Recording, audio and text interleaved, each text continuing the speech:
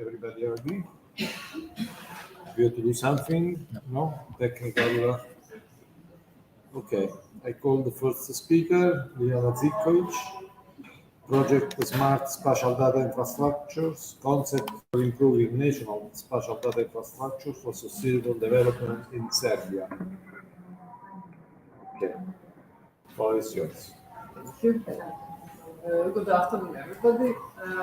My name is Liljana Živković. I'm working for Republic Geodetic Authority in Serbia, working for the government, and my presentation is a little bit different compared to the other presentations because I'm not coming from the research institution and I'm working for the government, and my presentation is about the project that we are going to soon to, actually it's already started, but we are going to soon start the implementation. So, as you could imagine, Republic Geodetic Authority, we are in charge for the real estate cadastre in Serbia. And the second thing that is important for this paper and for this presentation is that we are the institution that is implementing Inspire Directive in Serbia, that is dealing with the NSDI in National Spatial Data Infrastructure in Serbia. So practically, this is the presentation. We already have the NSDI, but now we are trying to improve it according to the latest recommendation from the United Nations. So I'm going to explain you a little bit during my presentation. First time that spatial data infrastructure was mentioned was kind of long time ago. It's actually 30 years ago, although it seems not so far away. I mean, not so long this term is with us. But since then, it was changing. It was changing how to say the components that are developed. Within these initiatives were changing. But then in Europe, practically the implementation of SDI started in 2007 officially when the European Commission adopted the document Inspire Directive. At that moment, the SDI is seen, in Europe as a framework that should help us, to develop the environmental policies and to lead to the sustainable development in general. But everything, like with the other initiatives, everything changed when the United Nations adopted the Agenda for Sustainable Development with those 17 Sustainable Development Goals. That was in 2015. The agenda and also the new urban agenda that was after that adopted all emphasized that the new technologies and the geospatial information in general are very important for the sustainable development, and it should be used in that purposes as a tool. We discussed this morning the tools which could support us as planners towards sustainable development of the space. Since this agenda also emphasized the SDI, United Nations also established the expert group UNGGIN that started the project in 2018. This is an IGIF, or Integrated Geospatial Information Framework, the project that should, help both developed and developing countries to improve the NSDI in their countries and to make the balance in the world and to make geospatial information that are very important for the development, to bring it to everyone, not just the rich countries, but also to the poor countries. Based on these two documents and following the Green Deal that was as a set of policies adopted in the EU, European Commission also adopted the European Strategy for Data in 2020. That was assumes that the green transition that should happen according to the Green Deal needs, first of all, digital transformation of the information in the European Union, and particularly it should improve the NSDI that was developing since 2007, and it should change a little bit this data landscape in Europe. This strategy assumes that of course, first of all, it is quite ambitious, of course. It says that the European Union should have be a model for a society empowered by the data. They actually meant, that the data that are now available should be reorganized in the 9 data spaces. One of them is this Green Deal data space, where the currently developing NSDI should find their place, but they should be, of course, improved and be much more, how to say, open for the users, but it should be within this data space. Overall, all of them should be in the single European data space, as I said, and they call it also in the single market for the data. But the problem at the moment, particularly for the public sector in the Europe, is actually the European Union countries, is actually the availability of the data sets that are defined as a high-value data set. In order, to establish this data set, these data sets are nothing else than the themes that are already defined within the Inspire Directive.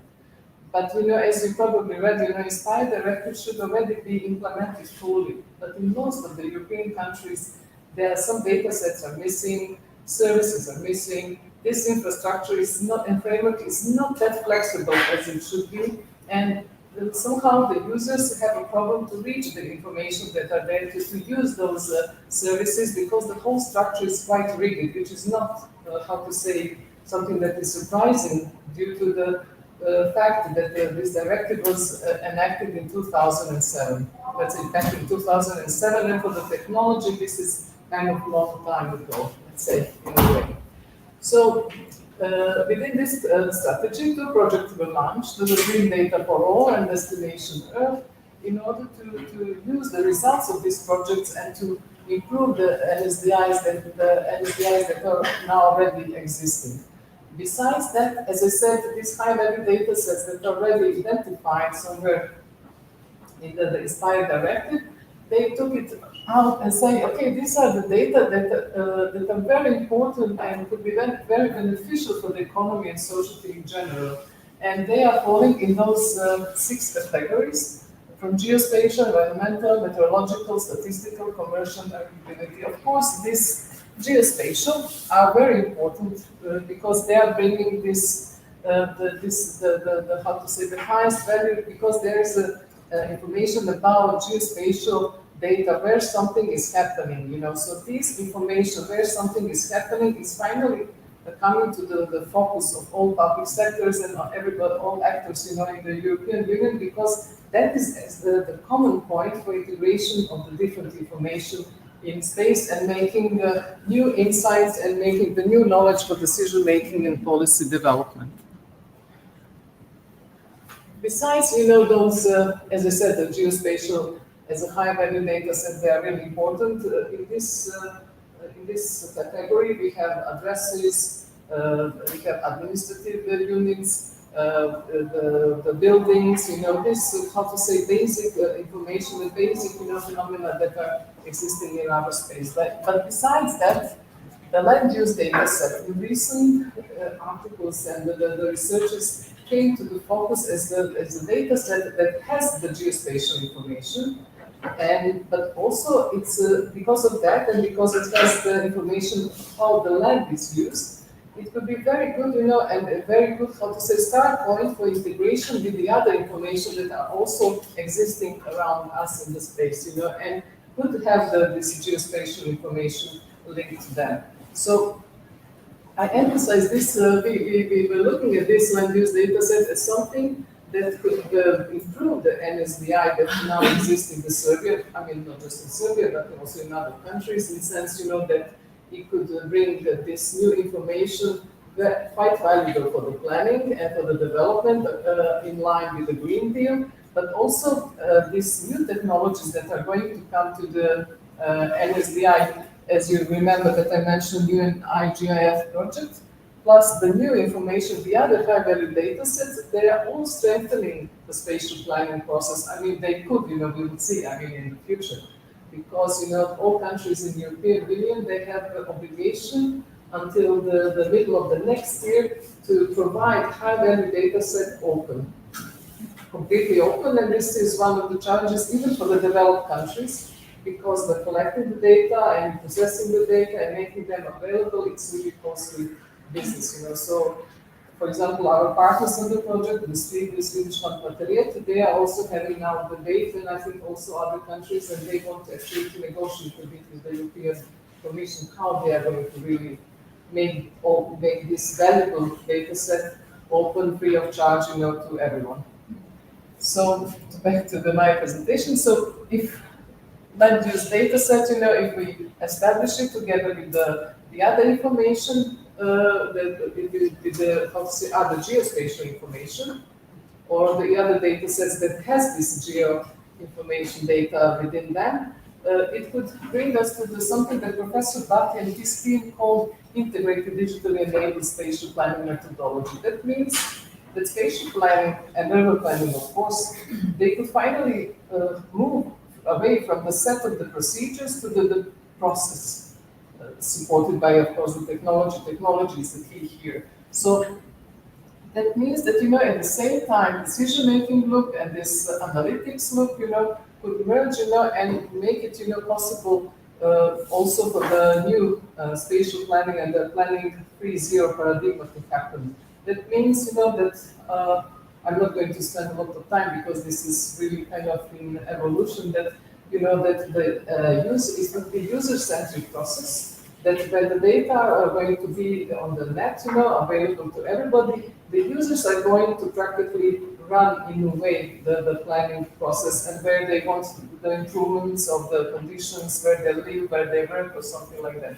But maybe this could be also another conference paper on the planning 3.0. So, as I said, following the UN IGIF, the project recommendations, many countries started to make the plans how to improve their NSDI. And also this is also in Serbia, we already have this strategic action plan. And the results of this project, in short, they are divided NSDI in the 9, let's say, puzzles, in the 9 proposed strategic path. And you use all of these paths and evaluate and how to say, do assessment of the NSDI in your country, and then you could receive the recommendations how you should improve and how could you improve your NSDI initiative in sense of the data standards, financially, how you should organize, how you should communicate. Of course, I mean, in the core of this project is to have an inclusive as you see, absolutely, to have inclusive process, that everybody could participate, everybody could use the data. Data produced in one place could be used in another country, and all of this for sake of the, how to say, to have the good data and to have the driven data decision making and the policy management that are really kind of matching with what is happening in the space and what are the problems. We just started, this strategic action plan that we developed. We just started, this is actually the first step in implementation of that strategy, the project Smart SDI. It is planned for the moment as a 3-year project, but we hope there will be extension or we would continue with some other partners. At the moment, this is Alant Materiet, Swedish counterpart to Republic Geodetic Authority, and the project is funded by SIDA. We have, of course, very ambitious goal to provide the public administration with information that would allow them to make efficiently and transparently, in democratic and socially inclusive manner, the decision about the activities that will bring the quality to the citizens, to the private sector, to everyone that are, work and live on the territory of Serbia, and that means that all resources are going to be used in a sustainable way. So the whole project has 4 components, but I will now concentrate on and talk a little bit more about the component 2 that is dealing with the geospatial information that are interesting for the conference and for this session. It's I'm talking now just about the expected project results due to the project just started, and I hope the next year on the conference I will be able to say something about the results that we achieved up till that moment.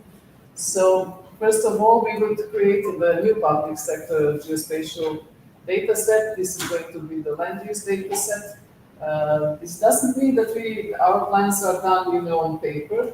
They are done, of course, using the GIS technology. We have something in AutoCAD.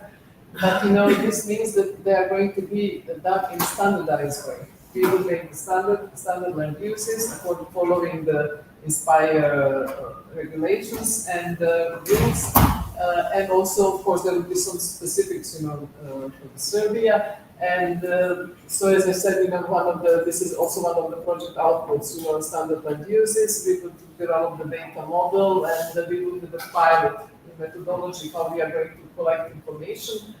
Uh, the main aim, why we are doing this, besides that, is going to improve our NSDI, and it's going to, to bring the digital transformation of the spatial development planning process in Serbia, is that we also hope that we could use this data set for some other purposes, like process of property legalization. I know that maybe in some countries this sounds quite strange, but in Serbia people were building houses without the building permit. So now, we need to do this process vice versa, so we have to look at the plans and try to legalize the houses and apartments where the people live, so they could, manage their property on the market.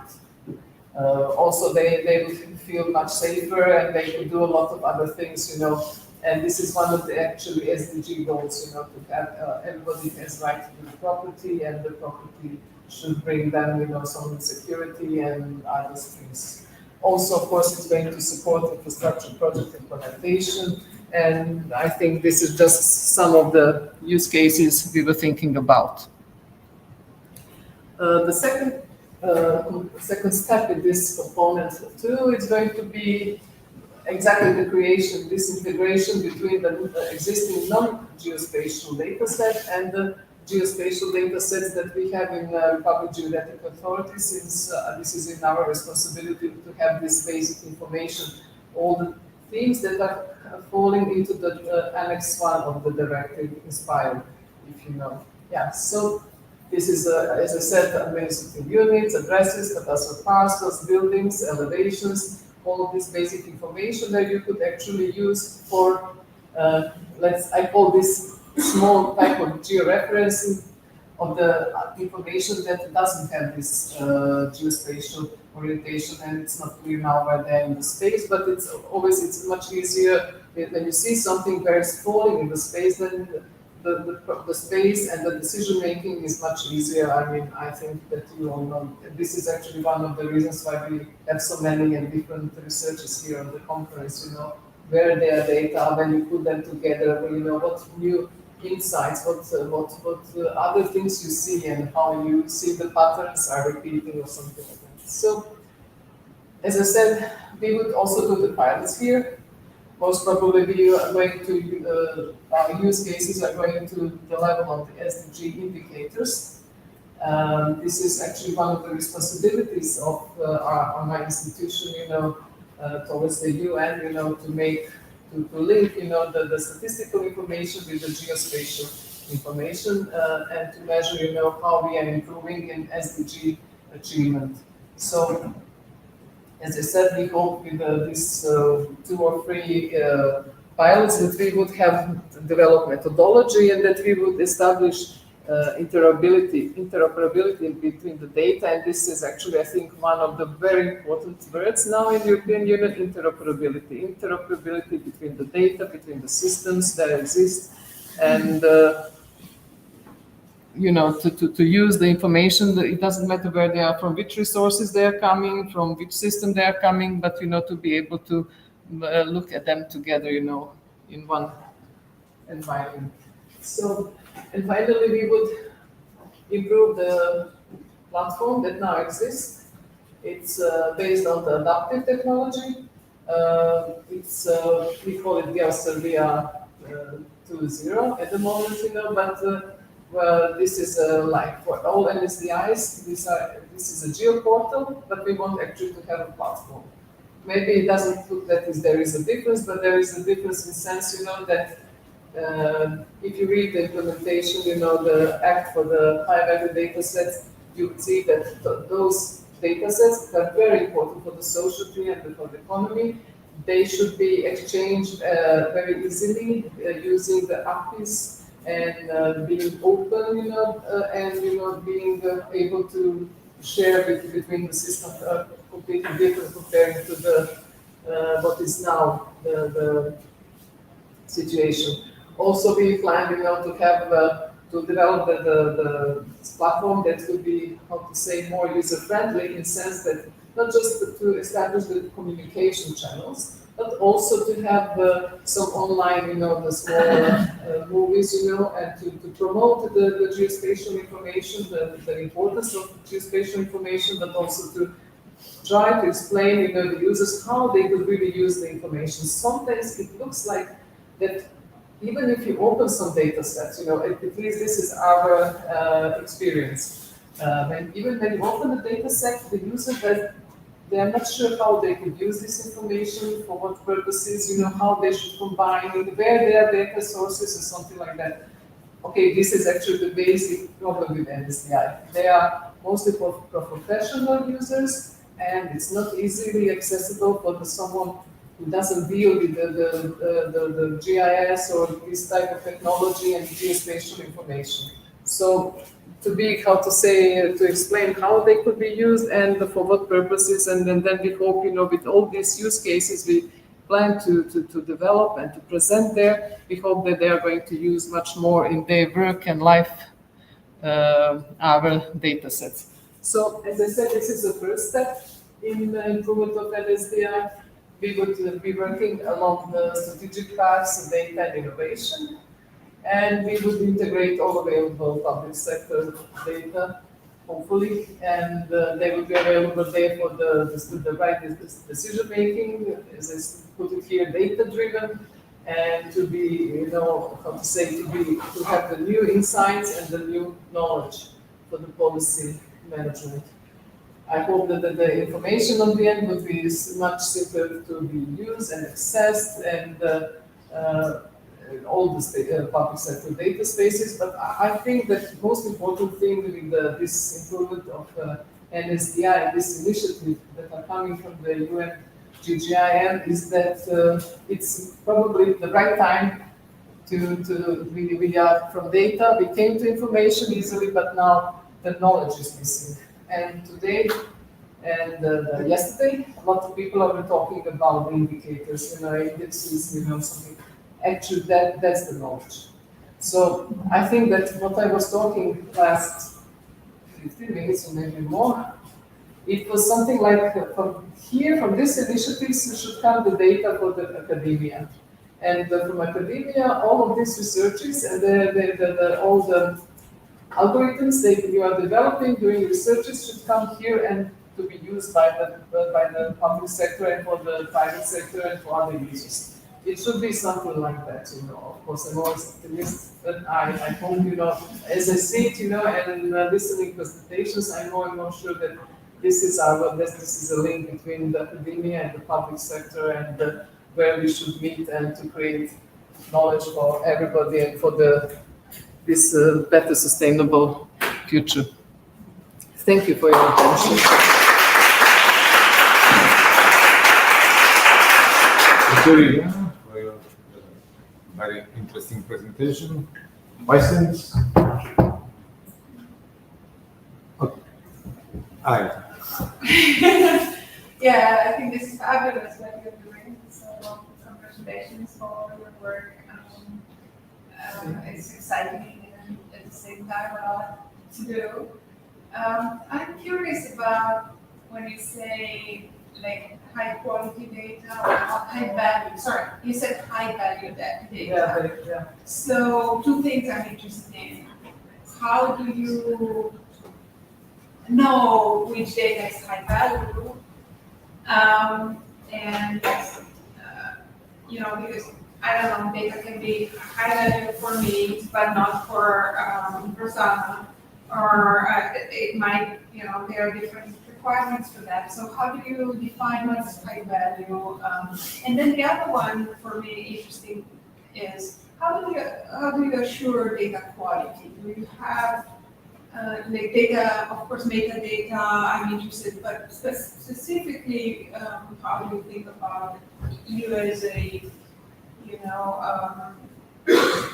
somebody institution who is also responsible for ensuring the data quality? How is that playing a role? Yeah, that is, thank you for questions. I mean, these are the actually just the right questions, because for the high value data set, actually, Alexa, you have been a long time. I mean, we haven't been for a long time here, so. Yes, true. Yeah, I'm a little bit an Yes. outsider. Yeah. Yeah, the European Commission, you know, Yeah. this is implementing regulation on high-value data sets.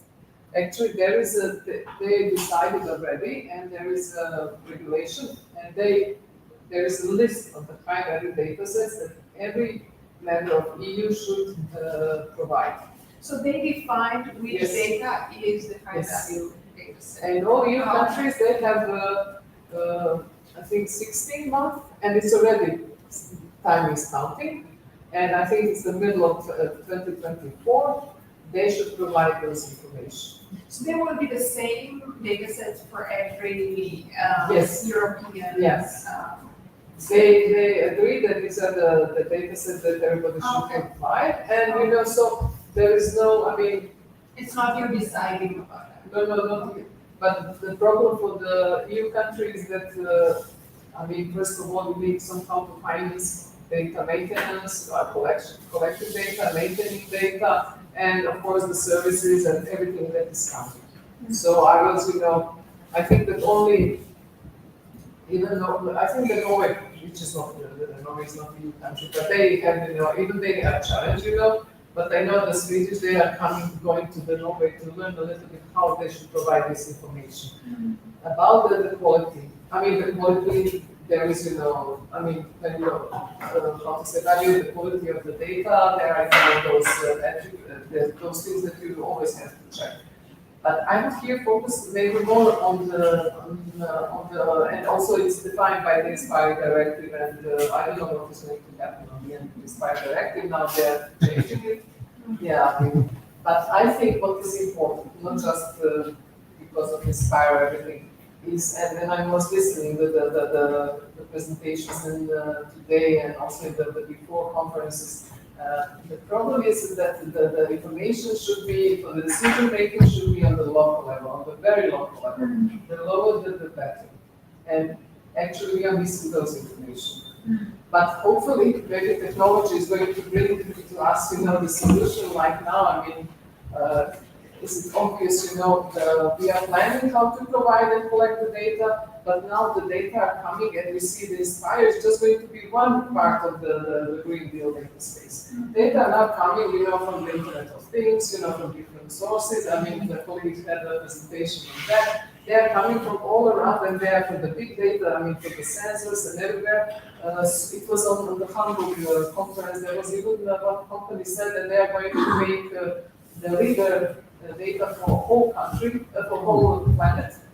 And also Destination Earth, it's actually the project about digital twin for the Earth. So a lot of initiatives, but I think the technology is going to bring a solution. I hope it's going to be sooner, because the key is actually to have a very precise data and to have it. I'm not sure if it's possible 1-to-1, but 1-to-10, 1-to-100, something like that. The lower the better. That would be the solution for us. I apologize, I took a lot of time. No problem at all. Questions? Okay, now just a comment. The Inspire Directive is a sort of soap opera because it started more or less in 2003. I don't know when I will be retired. We continue to discuss about the Inspire Directive. Now, the idea is to coordinate something, and probably we have data structure in a better way. But for instance, you say there are a lot of initiatives. I also participated in several European projects. I remember Plan for All, blah, blah, blah, but I don't know, completely uncoordinated, is my opinion. And the other, okay, European Green Deal can also, for spatial data infrastructure, can give other resources for implementing and national spatial data infrastructure. I hope that Serbia will realize in short time this, but I don't know if the results will be realized everywhere, because in Serbia it's more smaller. I don't know, in Italy, I know that nothing are doing in this in this period about that, and I hope to have a lighter data everywhere in the world, but I don't believe that it will happen. Yes, I may say I also am not sure where we are going to end in the end. There are so many initiatives. At least we are trying. Yeah. No, I but don't know. I mean, as I but I said, will be happy, because obviously with metadata also translated in English, I suppose, that in Lucia can analyze sprinkling in Serbia, configurational analysis also in Belgrade, we can do. This is a way to test several models everywhere in the world, isn't it? Or everybody is learning Serbian. Okay. Thank you for your attention. Thank you, Liliana. Thank you.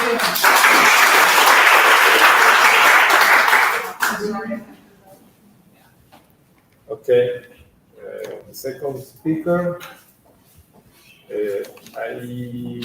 thesis Dalkabuki, no?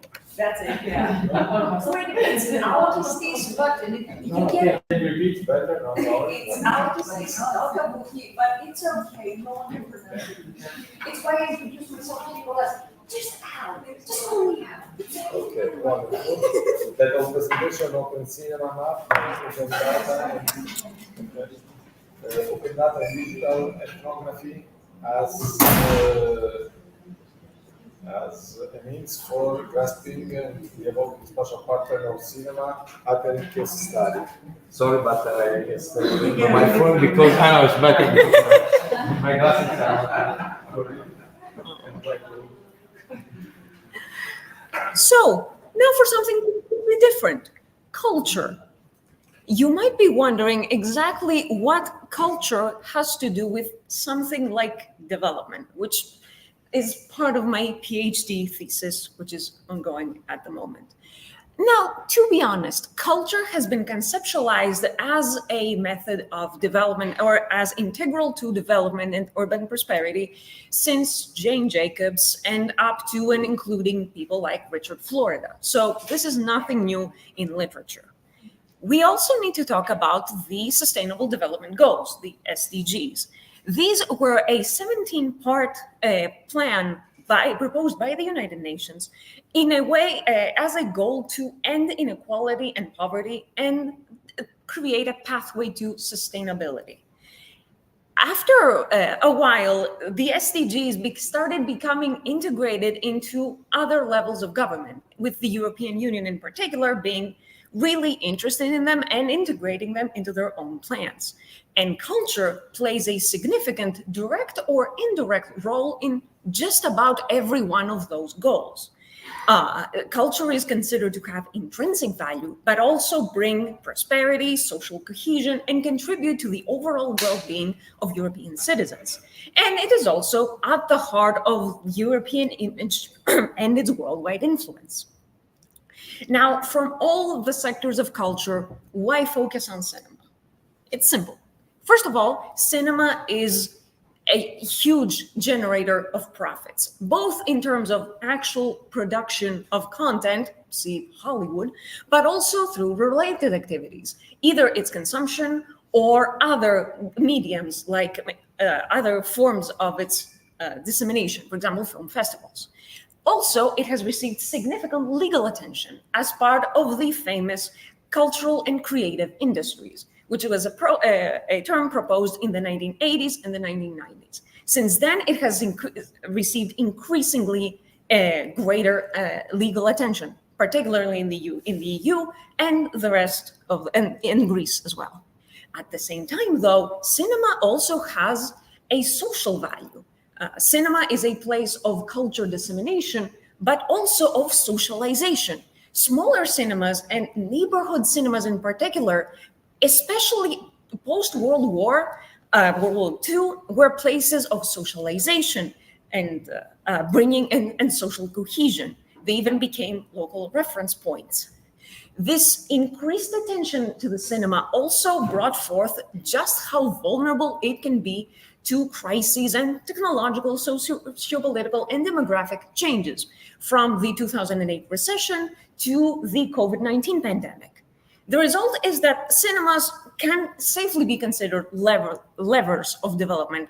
And in order to maintain their significant positive contributions to society and economy, they need to be future-proofed. So we end up with the following research questions. What are the impacts of recent drastic changes in the strengths of cinema as a form of culture and in its consumption?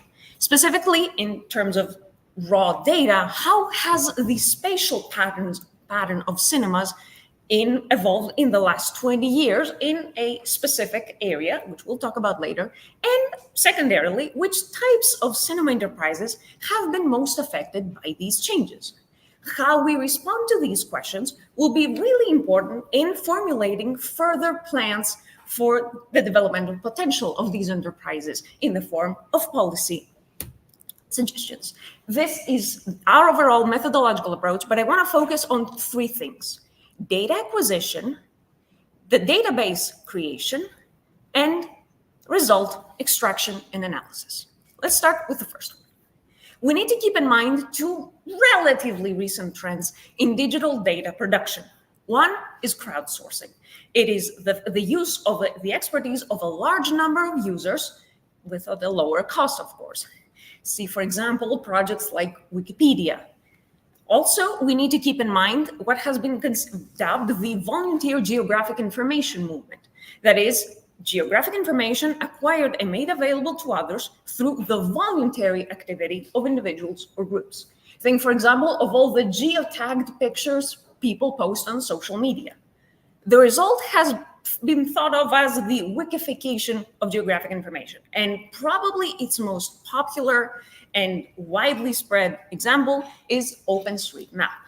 Now, I don't think I need to talk about OpenStreetMap extensively. It is a huge worldwide project that has been ongoing since 2005. It has significant advantages, global coverage, that its data is completely free and legally protected as open source. It is really easy to use even by lay people. Its data is organized by theme and country. It is compatible with third-party software, but let's stay a little bit on its downsides. Its geographic accuracy, quality, and completeness of data can leave something to be desired at times. At the same time, the spatial accuracy of these data depends on user attention. It is widely believed that users tend to be more interested in adding new content than fixing existing content. At the same time, there's no guarantee of logical continuum of or linkages between those records. Now, with all that said, can OpenStreetMap data be used in science? With some caveats, yes.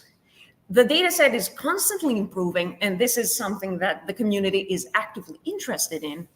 Its amateur character can be appealing, and in cases when the alternative is significantly costly and slow, it remains our best alternative. At the same time, what happens if we still need more data? What if OpenStreetMap still has gaps?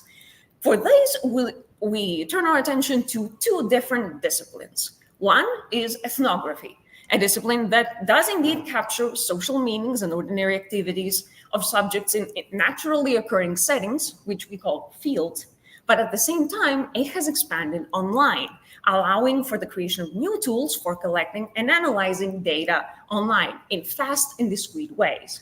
Also, since the internet is another field where people with niche interests seem to gather, it's ideal for studying specialized communities. For example, people who remember old cinemas.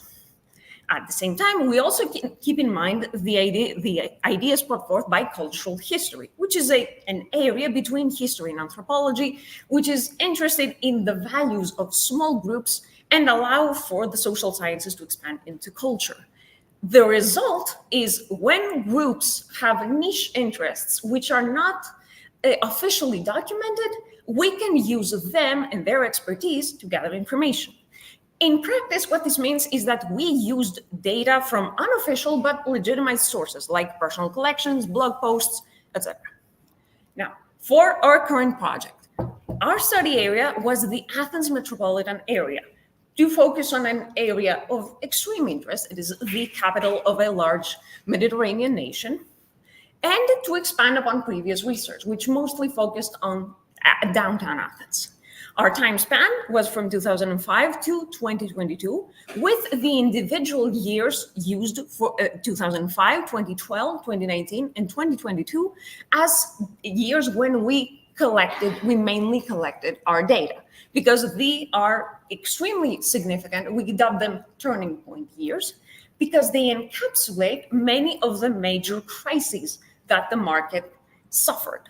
2005 and 2019 are considered years of stability, while 2012 and 2022 are considered years before or after a major crisis. In the first case, the Greek recession, and lately COVID-19. Now, we considered cinema to be a space where movies are systematically exhibited at least 4 times per month for at least 1 month over at least 2 years, these services were delivered at a non-symbolic amount of money, €3. A multiplex is also a very context-sensitive, a very space and time-sensitive idea. So we considered any cinema that has at least 2 screens in operation to be considered a multiplex. Based on previous research, we also decided on 3 general types of businesses. They were open air, enclosed, or a mix of the two. They were either single screen or multiplex, and they were either owned by the municipality or private citizens.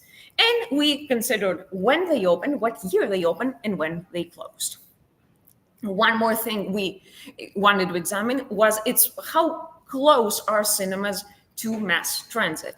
We used the 5 or 10 minute walk criterion, which is often used in studies to see the threshold people are typically willing to walk in order to reach a local destination connected to mass transit, which is in practice, what this means was that we created circular buffers around each mass transit station. And we used these around the most popular track-based public transportation system in Athens, the metro. And see which cinemas happen to be close by within this buffer. As for the database creation, this is how we began. We started by downloading data and converting them into points from OpenStreetMap using specific plugins for the QGIS freeware program.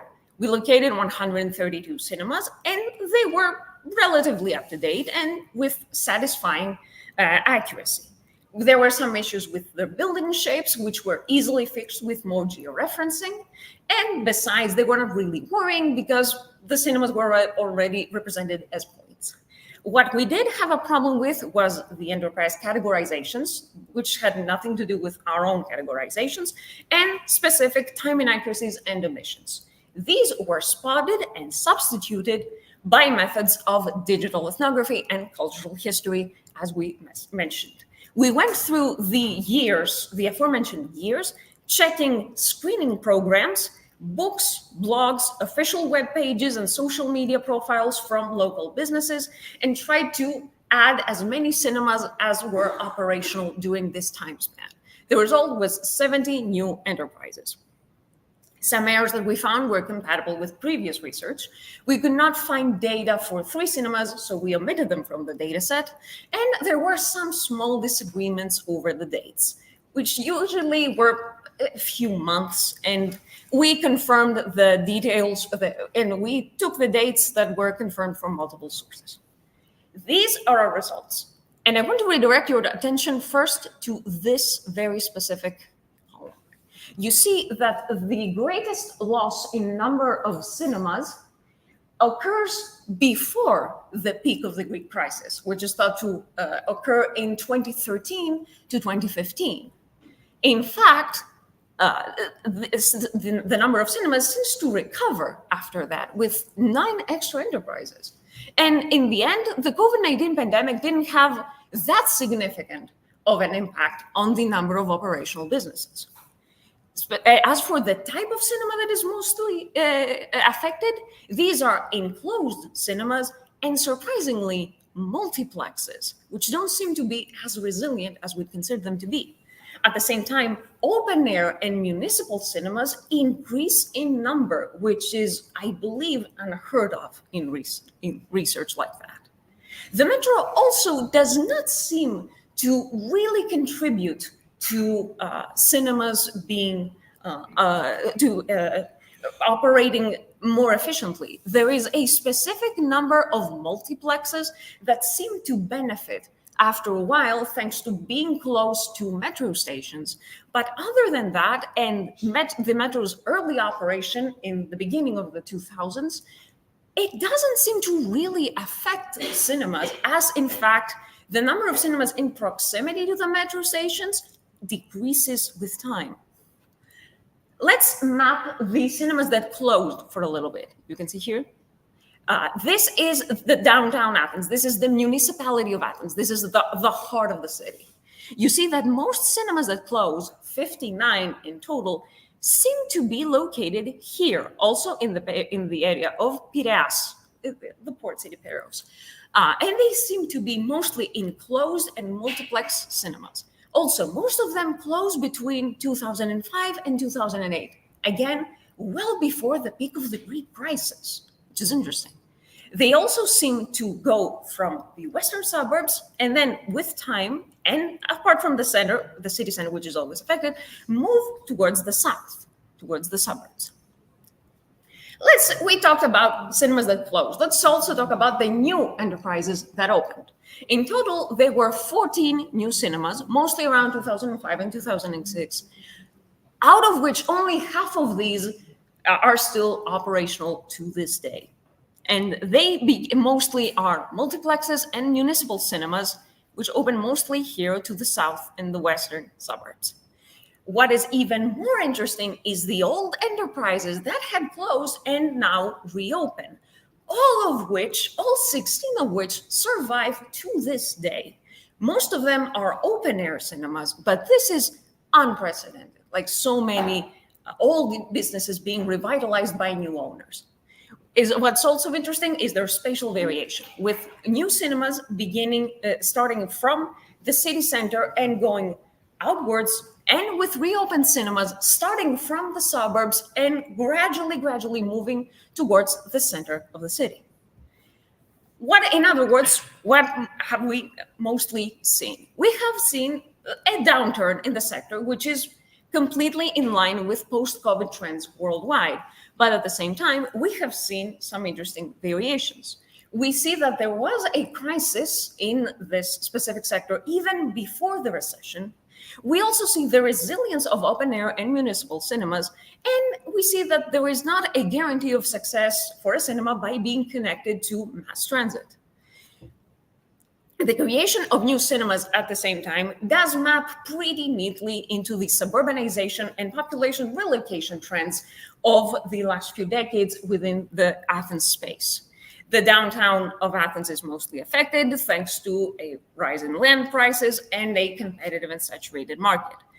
But the reopening of smaller cinemas seems to indicate that there is a nostalgic or dormant audience that seems to go back to the cinemas of their neighborhood instead of traveling to the city center, which is pretty interesting in and of itself. In the end, the evolution of geospatial data creation, management, and dissemination, thanks to open source data, has become quite easy, even if some of them need to be handled specifically. There is at the same time a really complex interplay of economy, technology, and demographic changes that we need to talk about when talking about cinema preservation. We need to talk about demographic trends, we need to talk about relocation of population, et cetera, et cetera, et cetera. At the same time, and despite the sector's decline, there are interesting things to talk about. Movie-going is undergoing a post-COVID boom, with open-air cinemas in particular having record attendance, which is really, really fascinating. And at the same time, individual models of movie watching seem to be doing very well. Even like that, however, this data is preliminary. We need more detailed impact and operation data, which will be acquired in follow-up research. We wish to obtain land values and the types of businesses neighboring cinemas, or as well as the number of tickets per screen. In the quantitative side and on the qualitative side, we will need to make a stakeholder analysis as well as interviews with selected cinemas owners and exhibitors. Also, a questionnaire. Thank you very much for your attention, and any questions are welcome. Thank you for your very interesting presentation, your brilliant presentation. Thank you. Questions? Yes. I was wondering if you considered, because in 2011, we had Netflix, other kind of, Platforms are a really interesting player into this conversation because, on the one hand, studios see them as competitors because people tend to stay at home instead of going to the latest movie release because they know that, say, the latest Pixar movie is going to be on Disney Plus in 2 months anyway. Who needs to see it, Jesse? Etc., etc. At the same time, though, there are smaller distributors who either participate with cinemas or are also active in cinemas. Netflix shares movies in the cinemas. No joke, I had to leave a screening of Roma because there were so many people in it, despite the movie being available on Netflix. It was available at a prestige theater in Salonika. So people were interested in the movie experience in the specific famous cinema, despite the movie being available at home.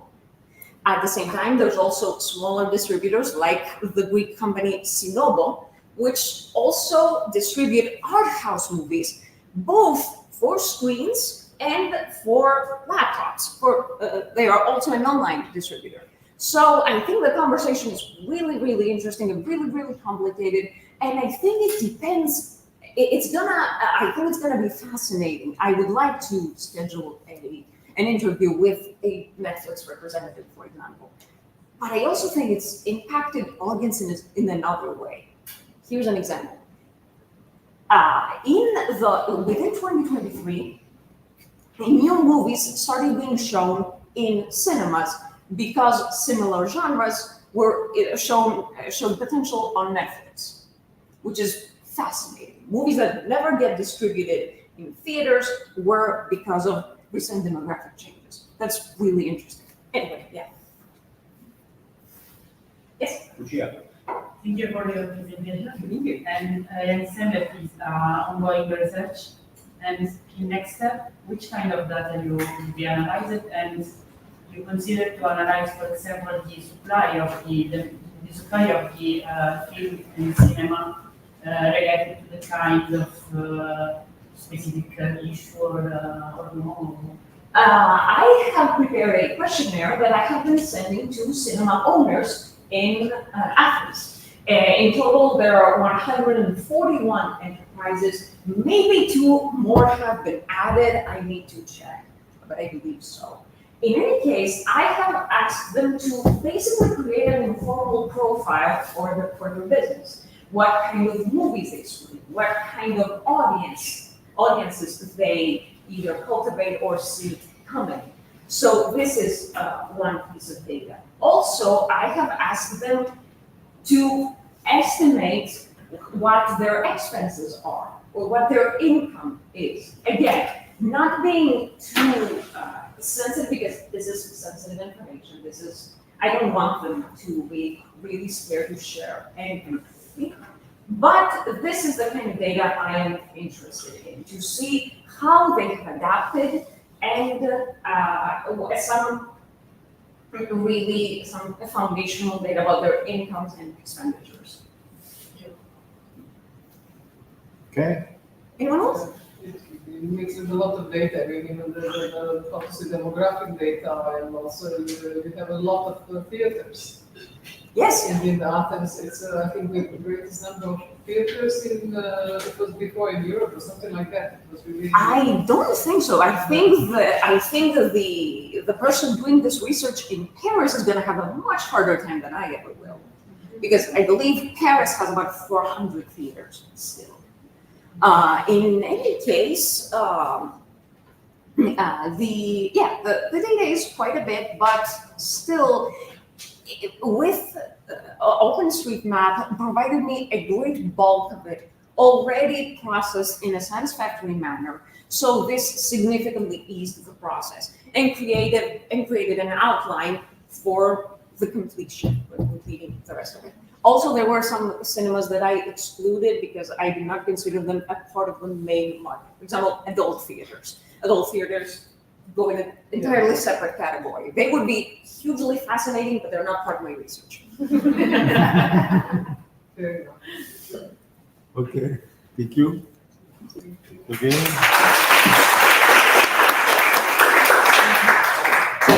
Now, the third speaker, Angeliki Papazoglou. I don't know if I pronounce it. Papazoglou.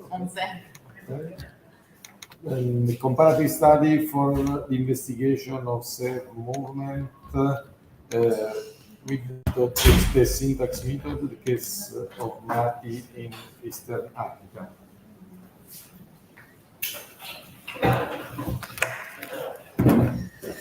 So, hello everyone.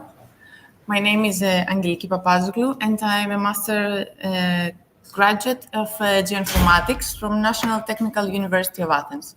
I will present you something a little bit different, a study called Comparative Study for the Investigation of Safe Movement with a Method of Space Syntax, the case of Mati, Eastern Attica. In this study, we worked together with Maria Pigaki, also from National Technical University of Athens. So, the main concern that we wanted to examine was how human behavior could be integrated in urban planning in order to improve disaster and risk management.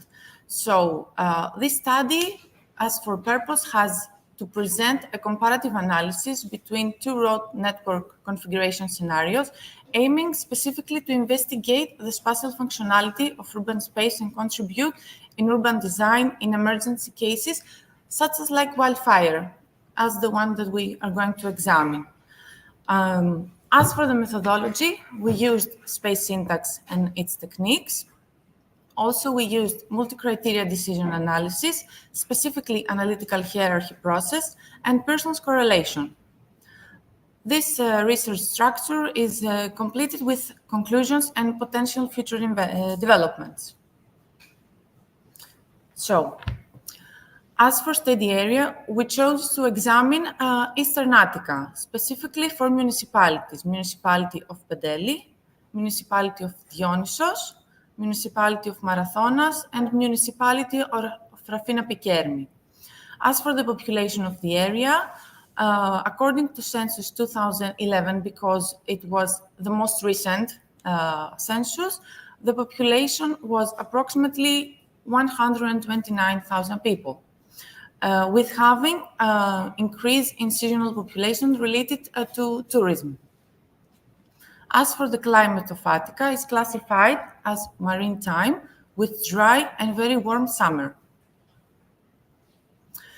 So, the main event that was the inspiration for the study and that we want to examine was the severe wildfire of July 2018.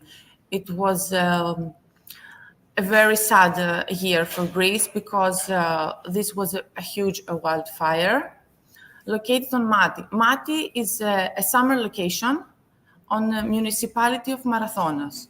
As for the wildfire day, the winds had west-northwest directions with speed reaching to 90 kilometers per hour.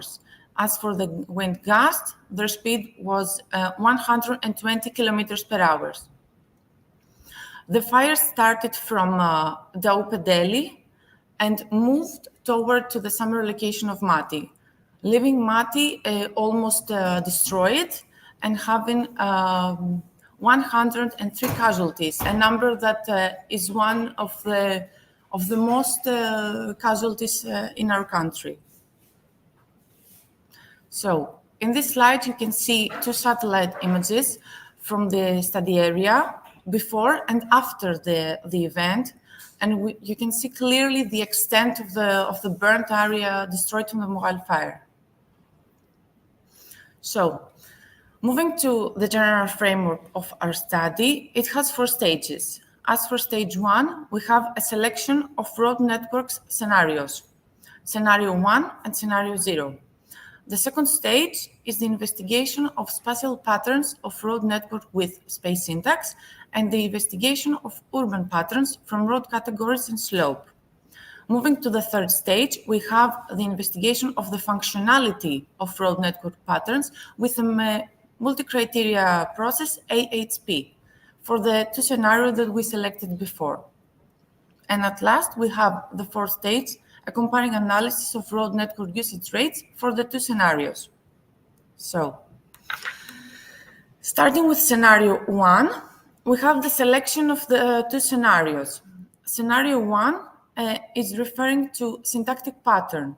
Syntactic pattern investigates the spatial configuration of road network through space syntax and its techniques, whereas on scenario 0, we have the urban pattern, which investigates the spatial functionality of road network as it is depicted from 2 different categories, variables. We chose to examine road network categories such as major, minor, small roads, and dead ends.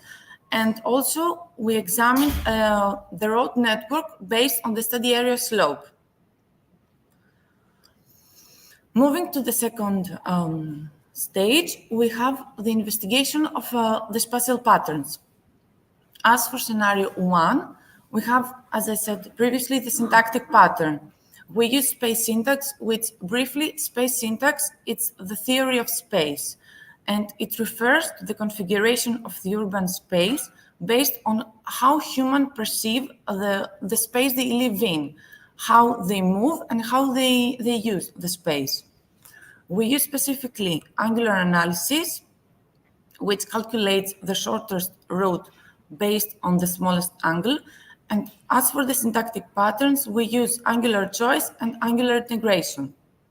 Also, as for the study scales, we chose to study 7 different radii, starting from 200 meters, leading to 6,000 meters, in order to fully examine the pedestrian and vehicular movement of the population. Before that, we started with a necessary road networks preparation, checking the connectivity and the errors and having the necessary correction. Then we used the PST plugin in QGIS in order to calculate angular choice, angular integration, and hydrant service area in order to be able to create the respective maps for angular choice, angular integration, and hydrant service area for local and global scale. So, in this slide, you can see 9 indicative maps. On the first row, we have an angular choice. For the second row, we have angular integration. And on the third, we have the maps for the hydrant service area. The indicative radii that we chose was for 800 meters, 1,600 meters, and for 6,000 meters. So, on the first row for angular choice, we can see that the spatial configuration indicates the road segments that appear to have the higher possibility to be used from the population. So, we can see that indicates as we move to 6,000 meters, that we talk about a vehicular movement, we can see that we talk about the major roads. Moving to angular integration on the second row, we can see that spatial configuration indicates small centers. That centers seem to be extended as we move to higher scales. Specifically on 6,000 meters, we can see that there is one center unified on the seaside area. That centers indicate the accessibility potential of the network. And third, we have the hydrant service areas for the study area. Also, in these two maps, we can see the maps for the urban pattern. On our left, we have the road network, the spatial configuration of the road network categories. And on our right, we have the, we have the spatial configuration for the slope. So, moving to the third stage, we have the analytic hierarchy process. AHP is used for the investigation of scenarios, patterns, functionality combined with fire-related variables and analyze their impact to urban configuration. For AHP, we executed all the necessary stages, starting from the selection of the criteria and sub-criteria, do the pairwise comparison in order to rank the importance of the criteria. We did the calculation of the criteria and sub-criteria weights and executed also the consistency of the method. We chose to do the AHP in three stages. The difference of the stage is the number of sub-criteria used, because we want to analyze and examine the extent of the effect that the criteria had on the configuration of the road network. So for the first stage, we have 11 sub-criteria. On the second stage, we have 5 sub-criteria. And on the third stage, we have 4 sub-criteria. Here we can see the maps for the 11 sub-criteria. So we have the topography criteria, elevation, aspect, slope. We have the sub-criterion of temperature, of wind speed. That was the main climatic factor that affected that day. We have dominant lift type, tree cover density, distance from settlement, population density, land use, and then we have the main sub-criteria that we want to examine, the road network. The first map is the configuration of the road network based on the space syntax, syntactic pattern. And the other two are the spatial configuration of the road network based on scenario 0. This one is for the road categories, and this one is for the slope. So, we have the creation of the final maps. We have 3 maps for every stage, 1 for scenario 1, and 2 for scenario 0. On the first row, we can see the first stage with the examination of 11 sub-criteria.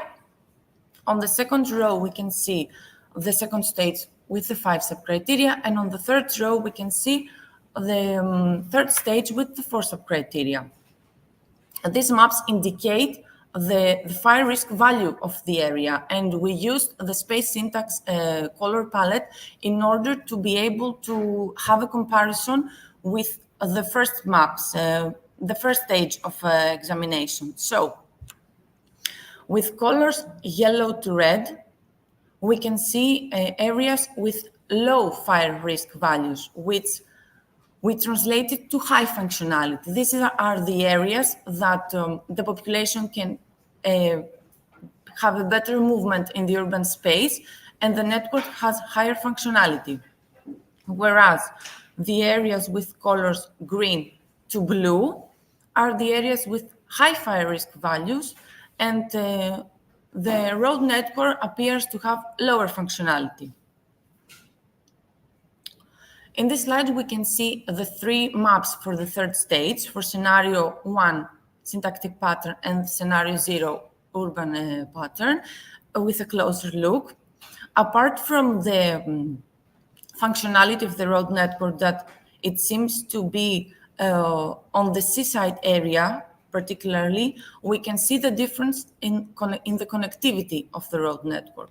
For scenario 1, which is the syntactic pattern, we can see that the percentage of the road network that is available for use from the population is not all the road network of the area, but a limited percentage. On contrast with scenario 0, for categories and slope, that the road network seems to be in full capacity and available for use for the population. So, moving to the final stage, we have an analysis and comparison of patterns functionality for scenario 1 and scenario 0. This analysis was done in two parts. The first part is a Pearson's correlation between syntactic and urban pattern before the AHP. And the second part is a Pearson's correlation between syntactic and urban pattern after the third stage of AHP. So, on the first part, the coefficient was calculated to be 0.05, which indicates that there is no correlation between the functionality of scenario 1 and scenario 0. Whereas on the second part, the coefficient was calculated to be 0.94, which indicates a positive linear correlation between how the functionality of scenario 1 increases according to scenario 0. This is a topic that needs further investigation, but we try to assume that the addition of qualitative variables into a qualitative aspect, such as urban pattern, can help and indicate the transition from zero correlation to a positive one. Also, we have a map of combined fire risk for scenarios 1 and scenario 0 for the third stage of AHP. So, moving to the conclusion and potential development. As for the conclusion, we can say that space syntax and its properties can be used with different research methodology in order to examine the road network and the way that people move within the urban space. And also can be an important tool in future methodologies in management, prevention, mitigation, and evacuation plans in emergency cases like wildfires. Also, it can be a diagnostic tool in urban planning subjects. And as for the development, we can start with adding more variables in the examination, such as a better understanding of the elevation of the area and the slope, and in general, the topography, and also a better understanding for the road network, such as the road width and the movement of the people within the road network, and etc. Also, this study can be an addition to a smartphone application in order for providing safe routes in emergency cases, and can also be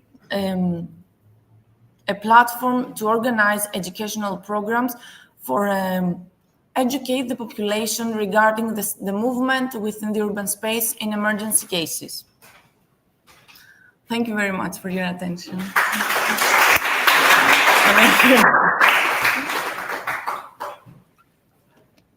Questions?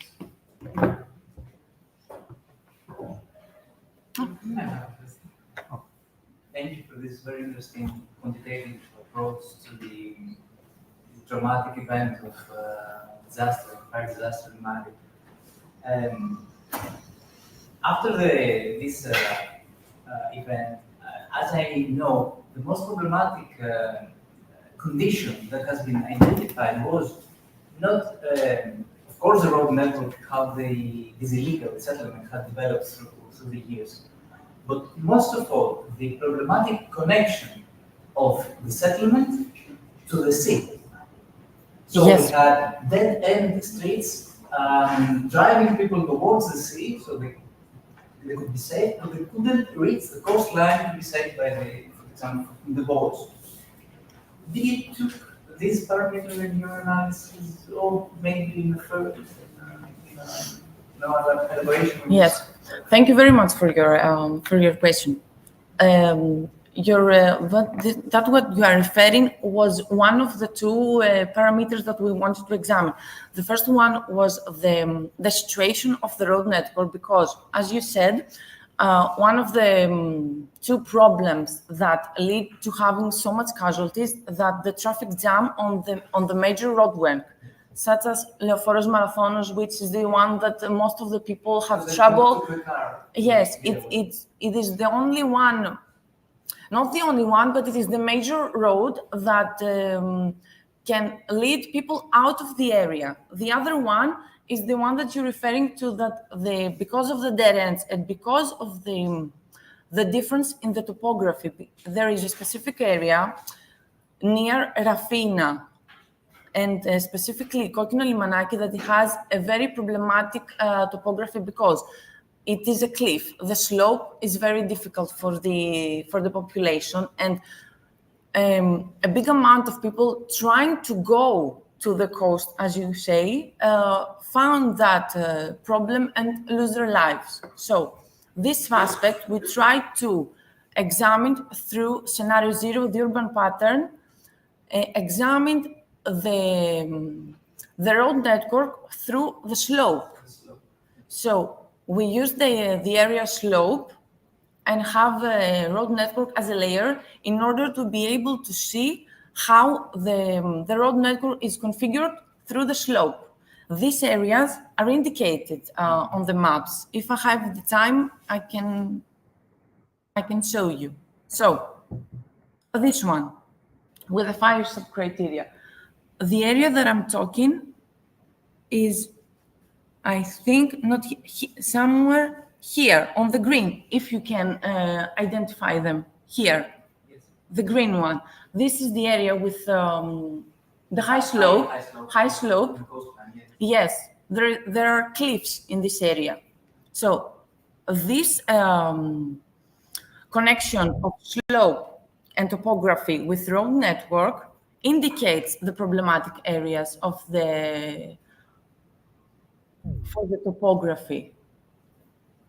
And that was one of the reasons that we used to examine the urban pattern, one for the categories for Leoforos Marathonos and the major road network that was jammed, and the population wasn't able to escape on the north or on the south of the area. And the other one, a variable, is that the problematic topography, and that the people have no way to go to the sea in order to escape as their last resort.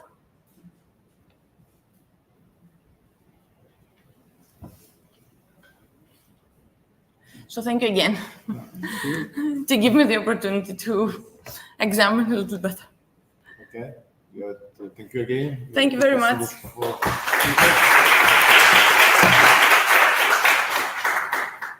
Eleni Muzaku.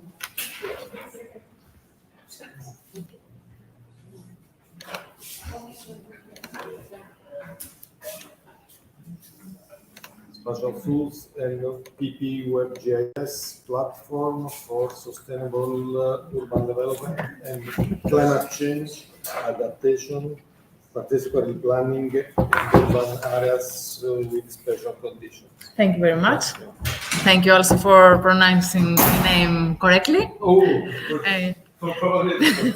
so I will talk about spatial tools. I will not show the tools. We decided to present a paper on the methodology that we are following and the final requirements that we believe that should be included and are really necessary when we are working on urban environments with specific challenges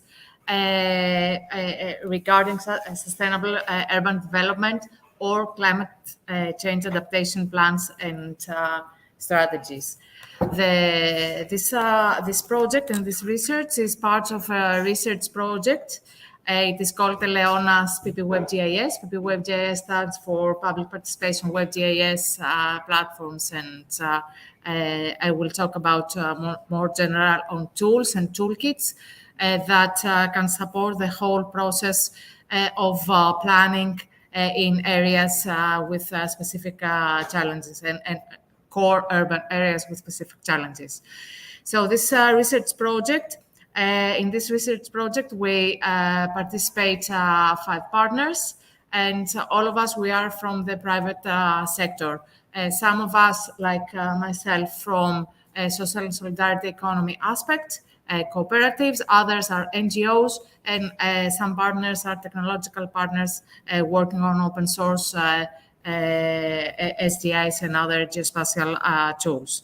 So altogether, we're trying to find out what is the better way, the better methods, methodologies, and tools to support this challenging issue that we and our cities are facing, and to answer a concrete social problem during the phases of planning and afterwards of implementation.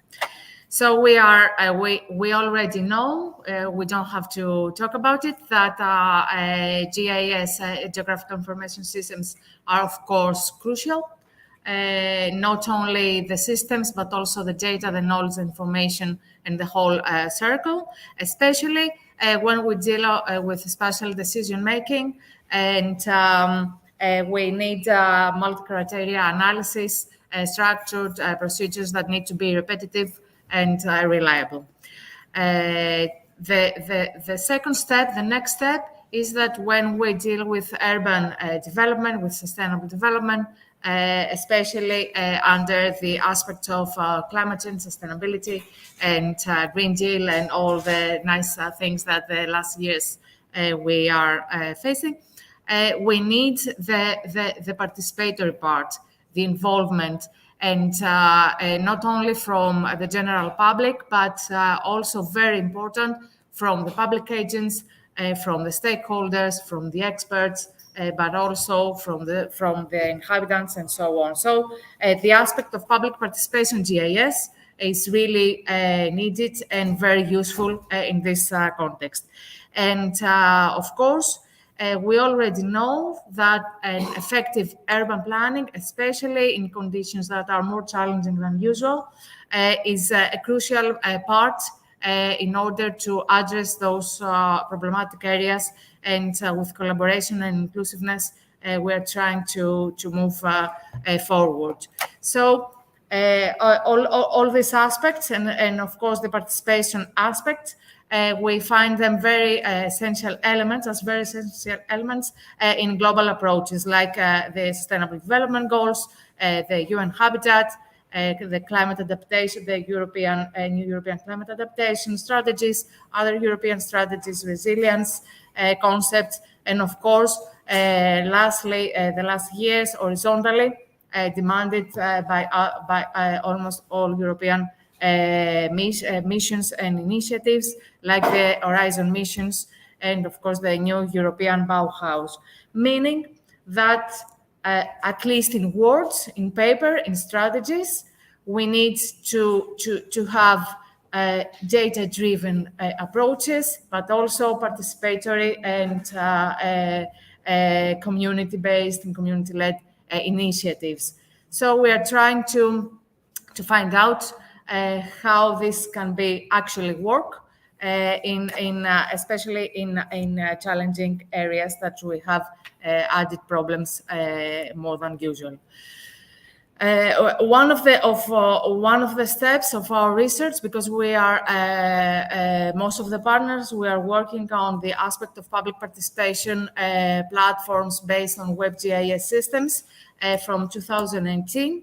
Trying to build open source tools because this is another obstacle, that everything is really, really expensive, especially for small areas or more challenging areas.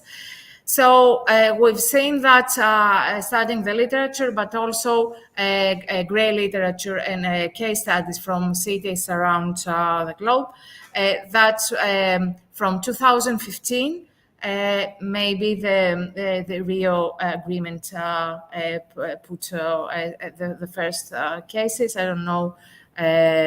We say that the literature and the research is emerging the last years around those technologies.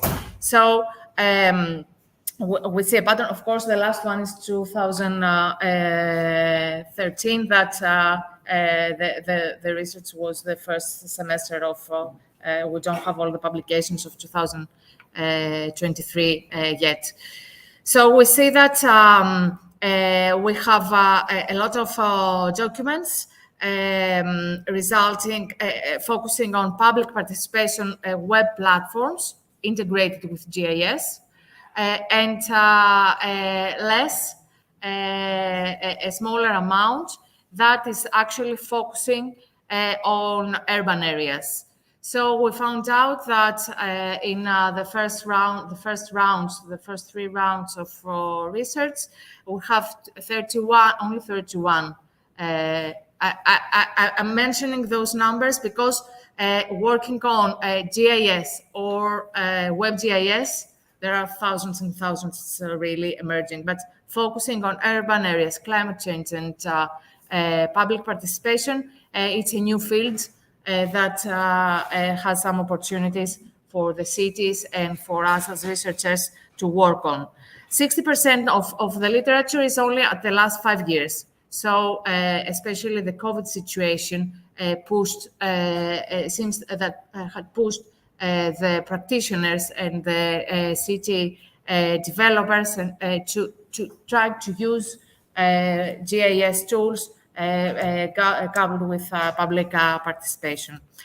Mainly these are the thematic areas that we found, analyzing the literature, focusing mainly on sustainability, in adaptation to climate change, or vulnerability or risk, or other aspects of these strategies.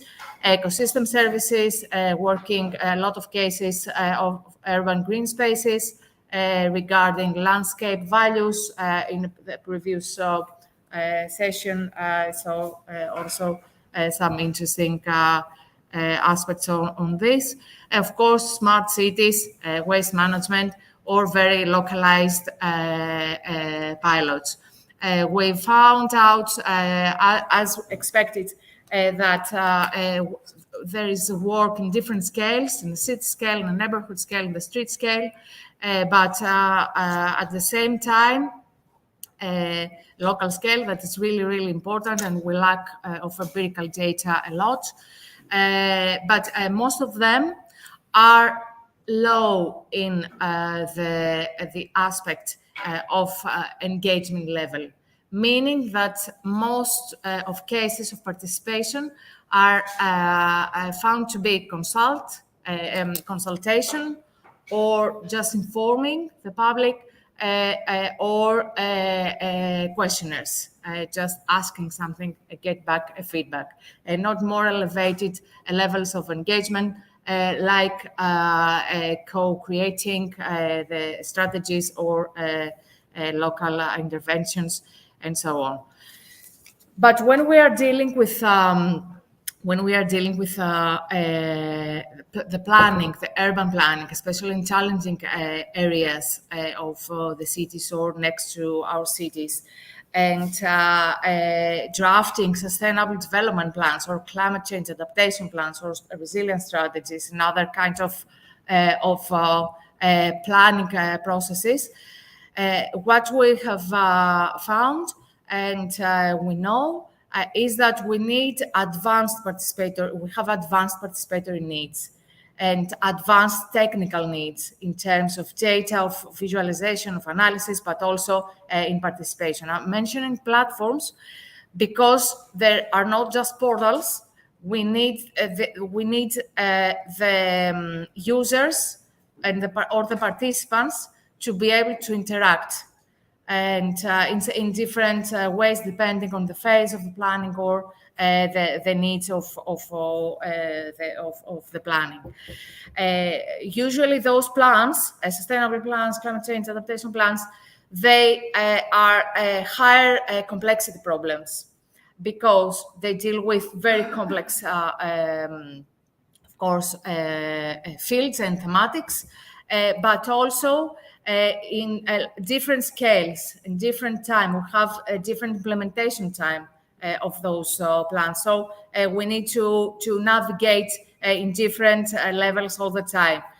Different projects or actions and at the same time, multiple planning phases. Some actions, some thematic, some axes are in the very first phase, in the visioning, some very generic goals, but others are really concrete, are more elevated, because in all those plans, when we reach the phase of implementation, it goes step by step, not everything at the same time, but also we are obligated to revise, to update, to get feedback, to monitor, and all the circle runs again. So all these are complex systems, and it's a little bit more complex also in participatory processes that are needed. Those advanced participator needs are due to the need to use at the same time big data, remote sensing data, geoportals, and IoT from sensors, citizen science, but also soft data, empirical data that are really localized, how this feels, how it smells, is dangerous, or the quality of the public space, for example, and so on. We have a lot of different participation phases and a lot of big numbers of participants that need to work in person and online at the same time in blended workshops or other forms. So all these aspects are leading to different technologies that need to be interoperable and working together, which is not such an easy thing to do, even without the element of people. But when we open this process also to the interaction with actual persons, this gets more complicated. So the last thing that we need to consider is the different technical requirements and functionalities that we need to take into consideration, because each participant in each process has some peculiarities, different skills, different digital skills, not a good internet, or in order not to be to exclude people that are in areas with less capabilities, and so on. All these aspects and roles that need to be taken into consideration, building the platforms and the toolkits and so on, gives a much bigger complexity. So in order to work with participatory planning processes in integrated planning for sustainable development aspects, that is the bigger title, including all the previous things that I've already mentioned, we have found out that the main participatory processes that need this kind of technologies are more or less those three. The first one is projects that are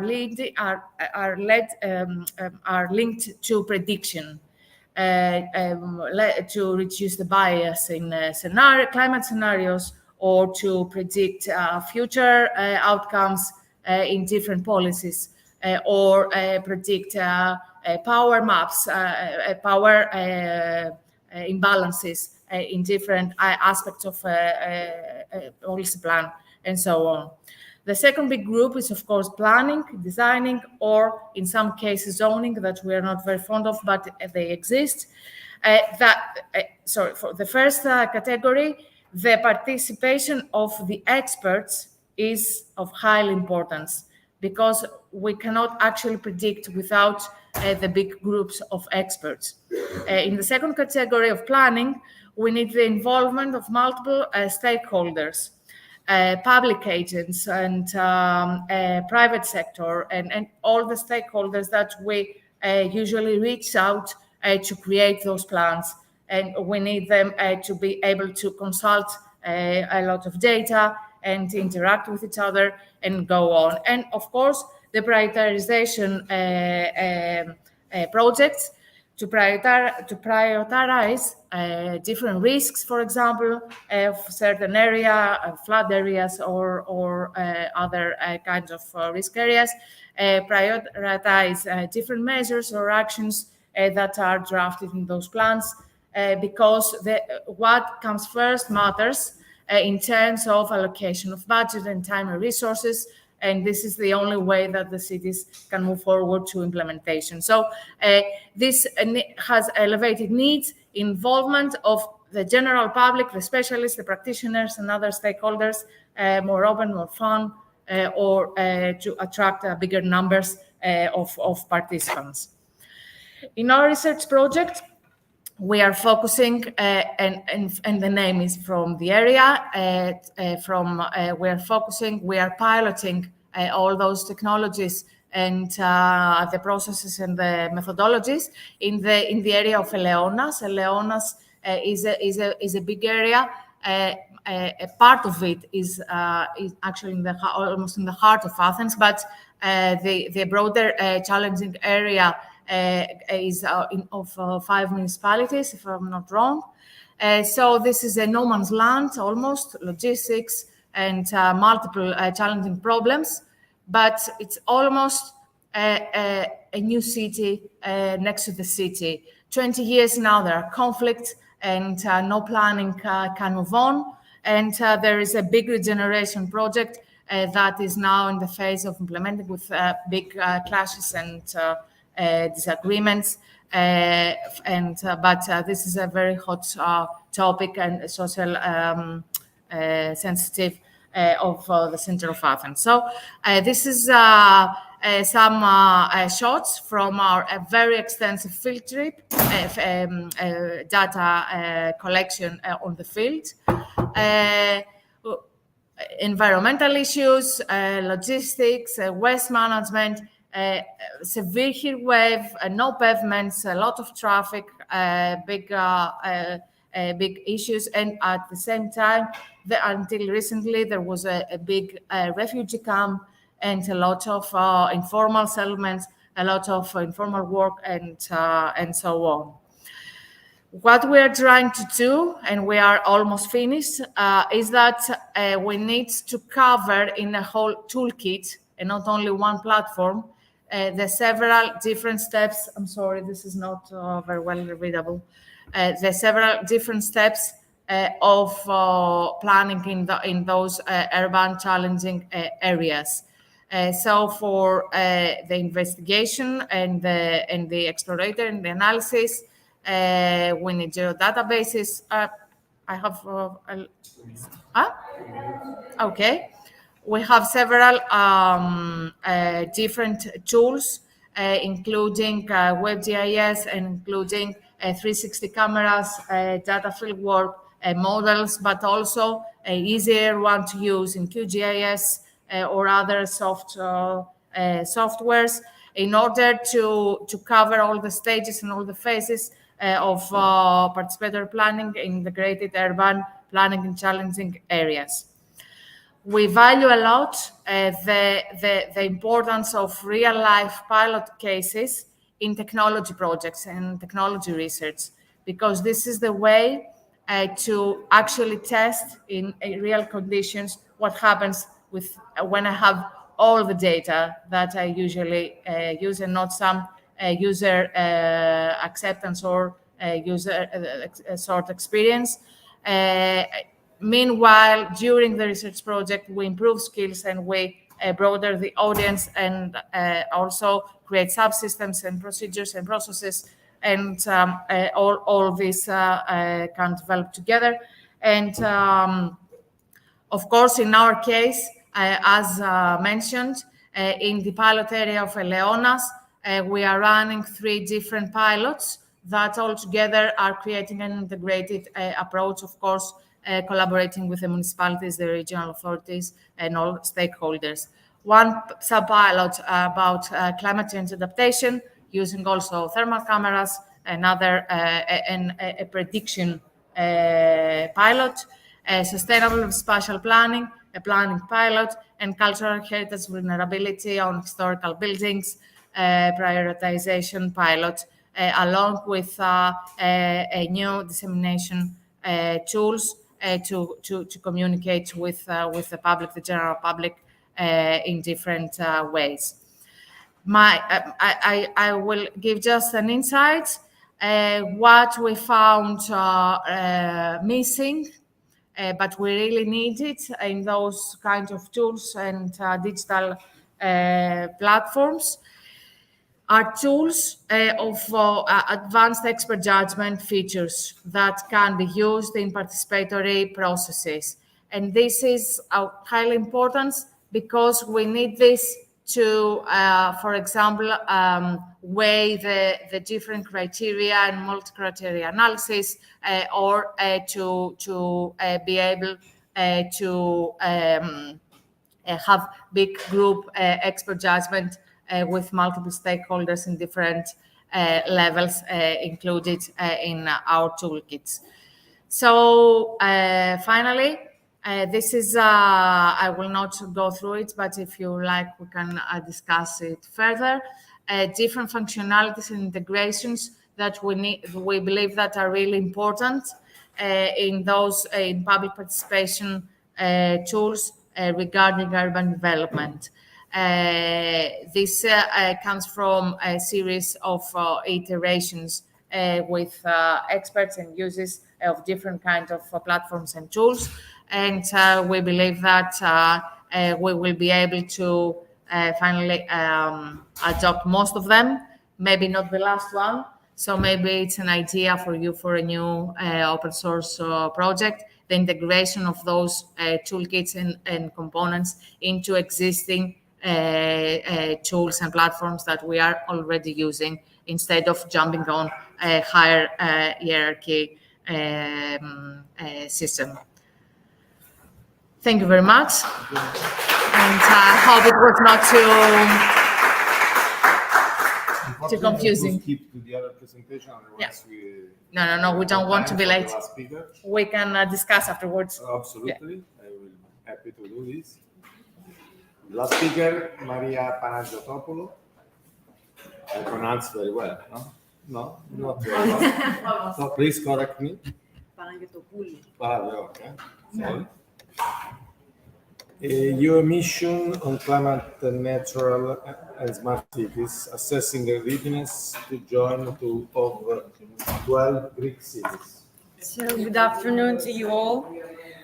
I am Maria Panagiotopoulou, and I will present a joint effort conducted by Professor Anastasia Strategea, Ms. Maria Gagliotti, and myself, which focuses on the exploration of the degree of preparedness of 12 certain Greek cities to participate, to join the EU mission on climate neutral and smart cities. But before cutting to the chase and tell you some details on the study, I first need to shed light on the context in which the whole study is taking place, which actually focuses on the current urban reality, which is highly marked by the rampant urbanization pattern, which has actually produced a paradoxical urban reality, in the sense that today cities are considered to be great engines of growth and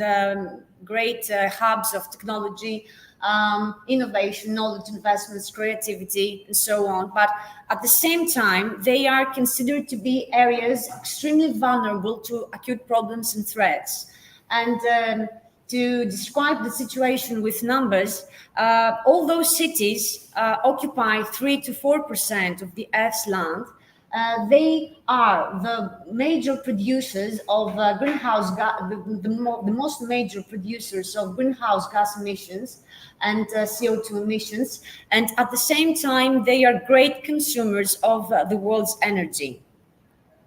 So here comes the EU mission on climate neutral and smart cities, which is actually a radical and innovative way of attaining urban climate neutrality. And it is a strategy implemented at the local level, where actually fruitful benefits can be reaped, and the so-called where policy meets people, that's the local level.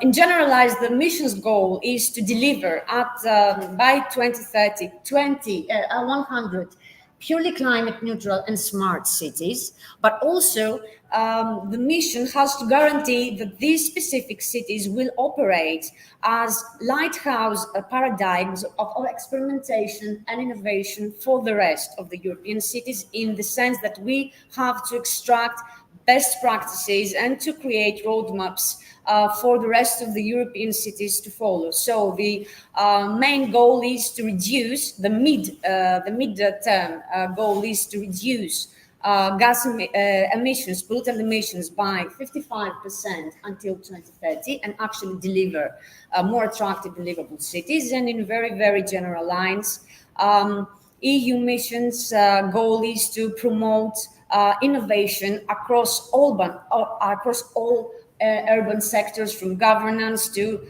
energy to transportation to construction and so on, with the support of state-of-the-art technologies. So the goal of the study in such a context is quite simple, and is to give an answer of how actually prepared, how ready are Greek cities today to participate in Europe's climate neutrality strategic vision. To do so, we developed and implemented an integrated, comprehensive, multi-criteria methodological framework to explore the readiness of 12 specific Greek cities on the basis of several mission-oriented prerequisites.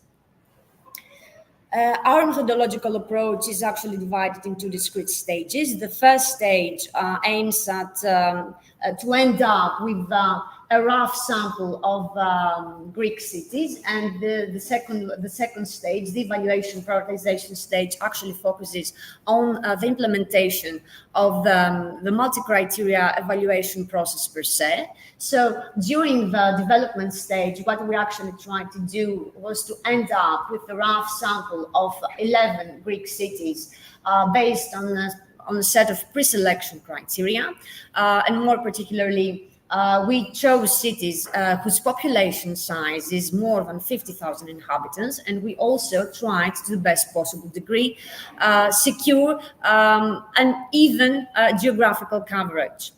The second stage, the evaluation and prioritization stage, actually regards the whole running of the multi-criteria evaluation problem, which starts from how to define the evaluation problem, with the definition of the evaluation criteria, with description of the available alternatives, the structuring of the impact metrics, the assignment of weights to the criteria, the running of the multi-criteria evaluation method. Here, in the context of this study, we used the regime evaluation method. And of course, our ultimate goal is to prioritize the selected cities that came from the development stage. So the initial pool of Greek cities is a rough sample of 12 urban settlements, which share some which are selected on the basis of several criteria. As I've already told you, the population size must be above 50,000 residents, and we also tried to include cities with varying population size. We also tried to achieve even spatial distribution, to include different city profiles regarding their geomorphological, topographical, and geographical characteristics. And we tried also to include cities with diversified technological level of maturity. Moreover, these 12 cities share some common characteristics. They all have, to a certain degree, have well-established developmental strategies and long-term planning agendas.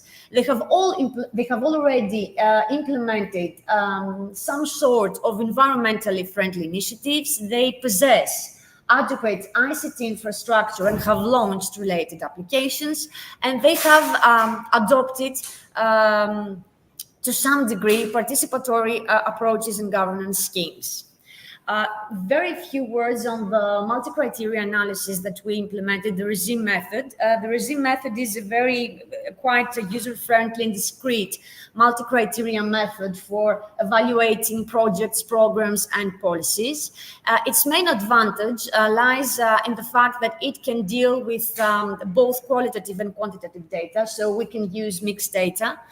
The implementation of the method is based on two types of input data, in the sense that in order to run the software, we need two basic types of input data.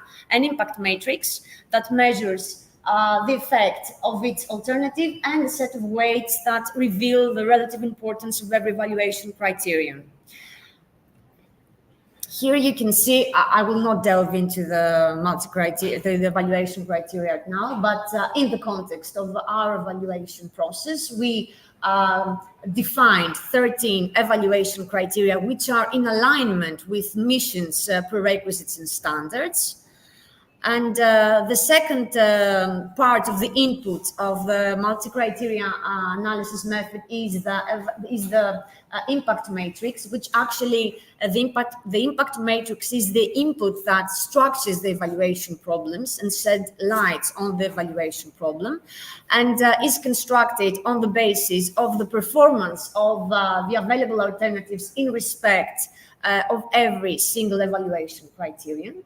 And in the context of the specific study, we decided to use equal weights for all evaluation criteria, in the sense that all evaluation criteria are considered of equal importance. Here you can see some rough results that emerge from the implementation of the regime method. The prioritization of cities' readiness as far as the objective of the EU mission, the cities' mission, is concerned. And here you can see the 6 most prevailing Greek cities. So you can see the ranking. And some conclusions that I will very quickly refer is that the EU mission on climate neutral and smart city in general lines deals with urbanization issues and climate change issues, having at its core the technological metamorphosis. And it is a two-step approach in order to end up with a pool of 100 cities and as a result of a multi-criteria evaluation process by the European Commission. Here is maybe the most interesting part of the study, because at the end of the multi-criteria evaluation method implemented by the European Union, 6 Greek cities were included, are part of this big pool of the 100 cities that were finally selected. And you can see the results of the EU evaluation, process, and our results that emanate from the regime method. So they are almost identical, except from one city. So the Greeks here may understand what's going on and the difference between the city of Ioannina and Heraklion. I need just to say that Ioannina is pretty lagging behind the city in terms of all developmental factors, while Heraklion is a quite advanced city, technology-oriented and committed to many developmental strategies. So this is the only difference between the EU results and our results, that the European Union has included the city of Ioannina, a very lagging behind city, while our results include the city of Heraklion and excluded Ioannina, which is Heraklion. It is a quite advanced city. So Europe's decision to include Ioannina and exclude Heraklion is mainly justified by the fact that the 100 selected cities should actually exhibit a big degree of diversification regarding their progress and their state regarding climate neutrality and digital transformation. So not only very advanced cities should be selected, but also lagging behind ones. And to conclude, my last words have to do with our very general conclusions and are related to that the success of city's mission, which is a quite ambitious strategy, requires extremely radical changes in enforced laws, regulations, methodologies, approaches, and instruments, combined with the absolute willingness to go beyond what's already put in place and to go beyond dominant schemes and habits. We need change of how we are implementing things and how we see things, in the sense that we need to abandon the narrow-minded silo thinking and sectoral thinking and adopt wider, more integrated and holistic approaches. And we need to promote also active collaboration between people, organization and municipal authorities.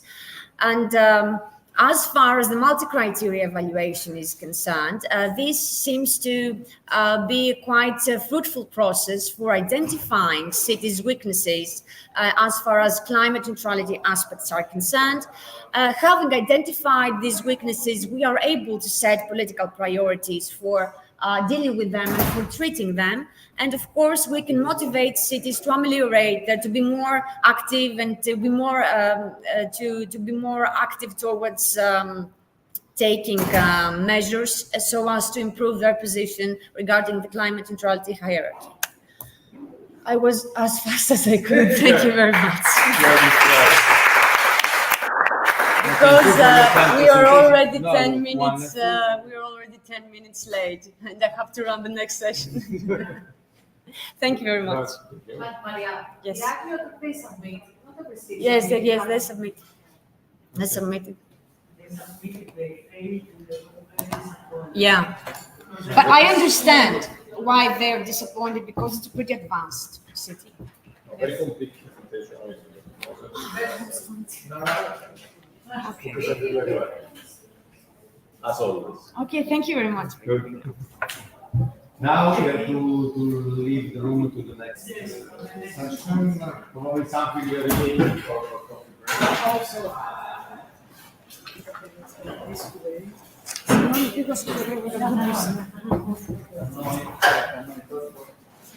Yes, we are talking too much. Concretely, what are the measures which are proposed to reduce pollution? But what are the measures which are proposed to reduce the pollution in the cities? Yeah, I see what you mean, but it was not our scope. It is out of the scope of the study. At this point, we did not study the measures. The measures, proposed the concrete measures. Yeah, we just studied how these cities were selected. Dove dobbiamo caricare? For example,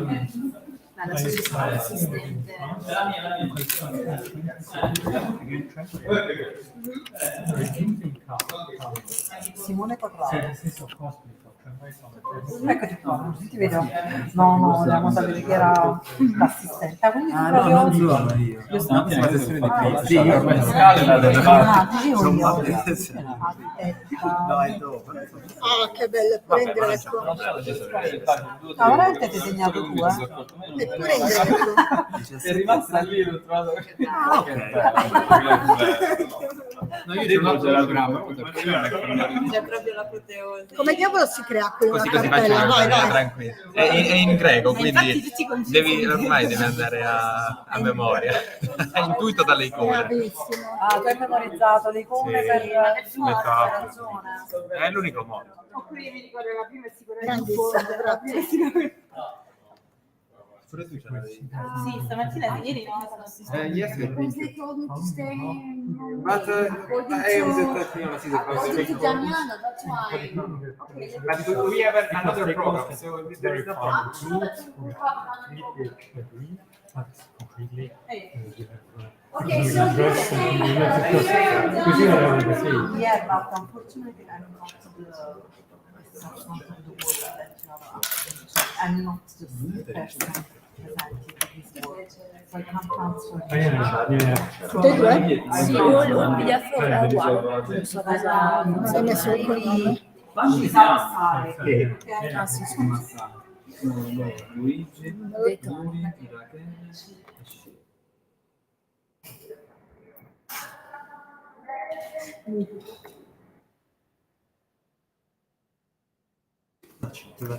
Sono stanco.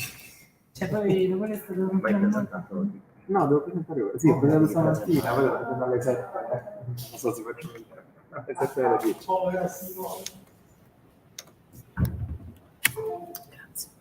Sì.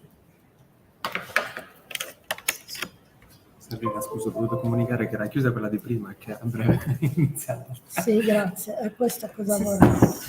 No, secondo, Ma senza prendi correggere. secondo? Sì, sì. Presentazione X e PDF, vabbè. Nessuno che mette con gli occhi. Vabbè. Scorsiamo.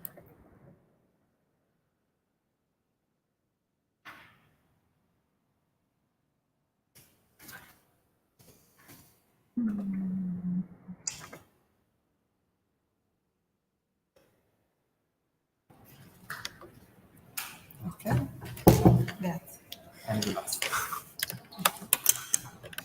Perché no, non è l'ultimo. Ah no, perché l'ultimo è virtuale, vero? Ce l'abbiamo virtuale. Qual è? Ecosystem Services, Corrado X. L'ultimo. Questo, proviamolo in PDF. No, PowerPoint non passa. Non vuoi il Non c'è PowerPoint? PowerPoint. No, dobbiamo mettere, c'è LibreOffice. Oppure il PDF. No, va bene, sopra c'è il PDF. Sì. Se volete il PDF, se invece dobbiamo farla con il Queste PowerPoint. sono però le cose che andrebbero dette, perché poi rovina le animazioni e tutto qua. No, però LibreOffice dovrebbe funzionare, se noi controlliamo No, me lo sono fatto anche in PDF. Ok. Ma qua porta tutti in presenza? No, perché gli hanno negato il visto, quindi all'ultimo momento non è potuto venire. No. Quindi credo che avesse anche pagato già per la presenza. Infatti. Ok, allora una seconda a distanza. Posso attaccare questo per visualizzare? Sì, certo, perché... Sì, va bene. Ok. Ma iniziamo o no? Quando vogliamo, fa Floriano.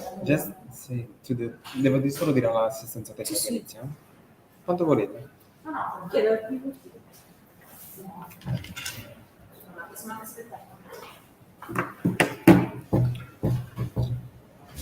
Quindi dobbiamo avviarlo anche online. Come preferisci, se il PDF o il... No, io non devo, io faccio solo da sheet, non devo presentare, ok. quindi... Poi chiamo il campo tempo.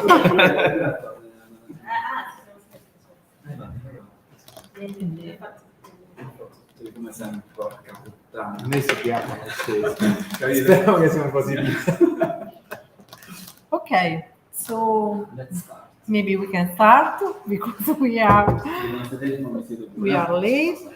So first of all, thanks for being here in this second part of the session on ecosystem services.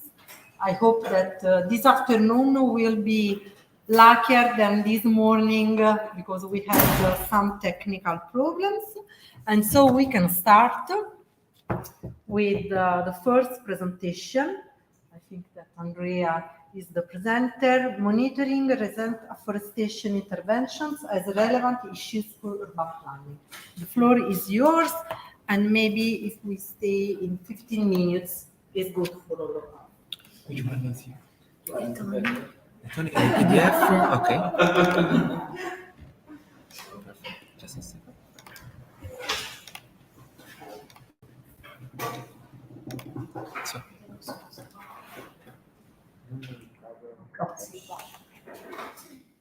Thank you for the presentation. I'm Andrea Tani, a researcher at the Department of Architecture Studies Polytechnic in Milano, and I'm part of the Lab of PTE, Landscape, Territories and Ecosystems.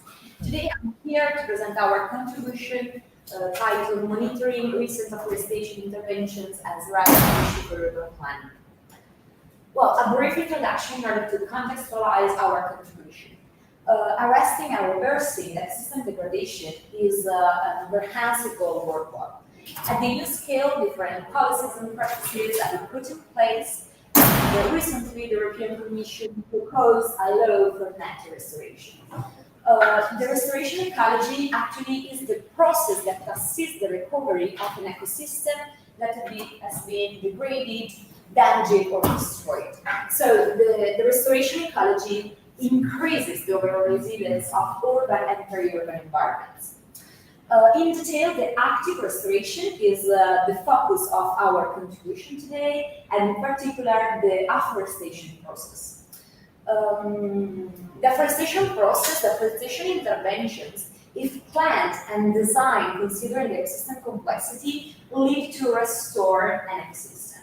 So it's quite important, in particular in urban areas. Here you can see a land use change from arable lands to forests, so an afforestation process. So what is an afforestation process? It's a change in land use from another type of land use to forest. Mapping and assess the land use land cover is crucial since the land use land cover change affects the provision of different ecosystem services. The measure of land use land cover transformation is actually the afforestation worldwide, and so monitor this kind of processes and intervention is key at the global level. This is actually an important statement because it will lead the understanding of the entire contribution. It is commonly assumed that the afforestation should tend to have the same dynamics and complexity as natural ecosystems. Okay?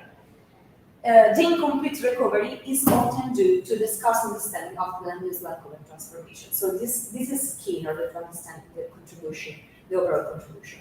So the relevance of this type of land use land cover is crucial because the afforestation takes place in different types of land use land cover, and there is this theme is still poorly explored, and this limits the urban planning interventions. So this study aims at analyze the vegetation health of the forest and recent afforestation interventions through the NDVI values, the normalized different vegetation index. And we selected 3 typologies of afforestation, so transformation interventions and unchanged land use land cover. So we start from the unchanged forest as reference state, so forests that remain as such during the time, so a kind of natural ecosystems. Then we analyzed recent afforested areas from different type of land uses. Here you can see the different type of land uses. So impervious soil to forest, urban green areas, arable lands, ornamental pastures and shrublands to forest. So this change of land use. And finally, the unchanged land use land cover in the surrounding of afforested areas. So what does it mean? That we had arable lands in 2012, and then in 2018 we have arable lands with a parcel of forest. So the afforestation occurred in this patch, but in the surrounding, the land use land cover remain as such. Okay. Our case study area is the metropolitan city of Milan, that is mainly dominated by arable lands with impervious soil. And we analyze the land use land cover change, so through the DUSA classification that is aligned with the Korean land cover, and we reclassify the land use land cover into categories of interest for our study. We transform vector data into raster data of 5 meters pixel, and each pixel will then reclassify according to the categories of interest of the study. So we analyze the unchanged forest, as I said, so the type of conversion. Here there is not a conversion actually, because we are talking about forest that remains as such. The recent afforested areas, so as I said before, from another type of land use to forest. And then the unchanged land use land cover in the surrounding. These are the 3 types of land use land cover change classification. Then we analyze the NDVI values, and in order to assess if there are significant differences among these type of categories, and we processed images from May 2017 to March 2023. And at the end of the process, we obtained a monthly NDVI values. We processed a time series, and we obtained a single polygon related to this type of categories. So unchanged forest, lessened afforested areas, and unchanged wood. We then perform a statistical analysis in order to understand if actually there were differences among these type of values, and it's not only a matter of causality, but is actually a real difference in the values, and we perform the Wilkinson test. The results, we identify 3 different categories, 3 different classes of afforested areas that showed statistically differences in the values, in the DVI values. What does it mean? That the impervious soil, arable land, and pastures that were converted into forest having DVI values that are statistically different from forest, so from the natural ecosystems. Here you can see the sentence that I told you before. It is crucial because we are demonstrating that the afforestation process that occurs in this type of land use land cover actually is different from the natural forest. So the values of the forest remain as such. For example, here we have some results. The arable lands, the DVI mean value of the arable lands is different from unchanged forest, and is probably due to the management, the intensive management of this type of areas. So it's correlated with the low values of root length, for example.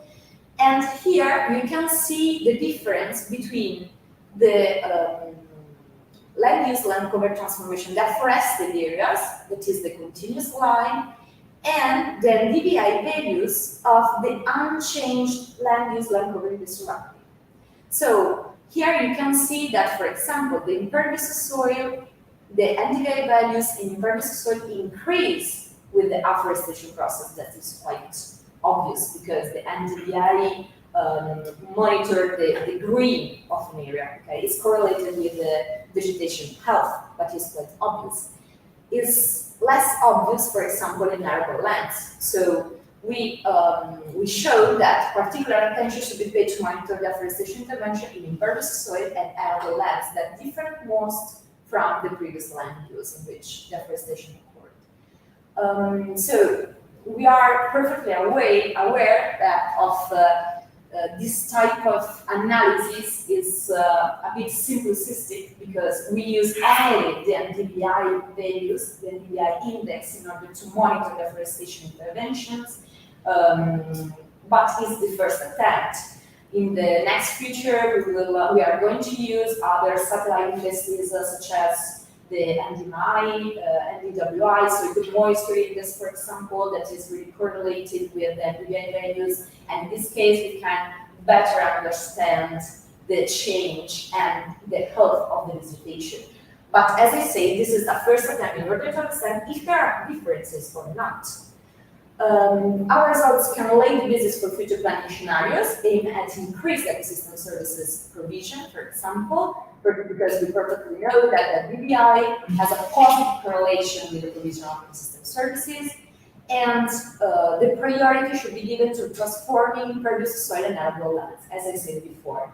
But at the same time, we have to consider that large-scale intervention could lead to a kind of displacement effects. So we have to be aware of this because it's not appropriate that we transform all the arable lands or the abandoned agricultural lands into forests, because this will lead to ask for food production to other states. Okay, this is the displacement effects. The empirical evaluation has a strongly policy implication, in particular because we are confirming that the urban greening policies aiming at changing impermeable to permeable surfaces, so the impervious soil, can maximize different ecological benefits. So we state that we have to plan in a targeted way, limiting the large-scale interventions, and generally prioritizing the change from impervious soil to forest. Thank you.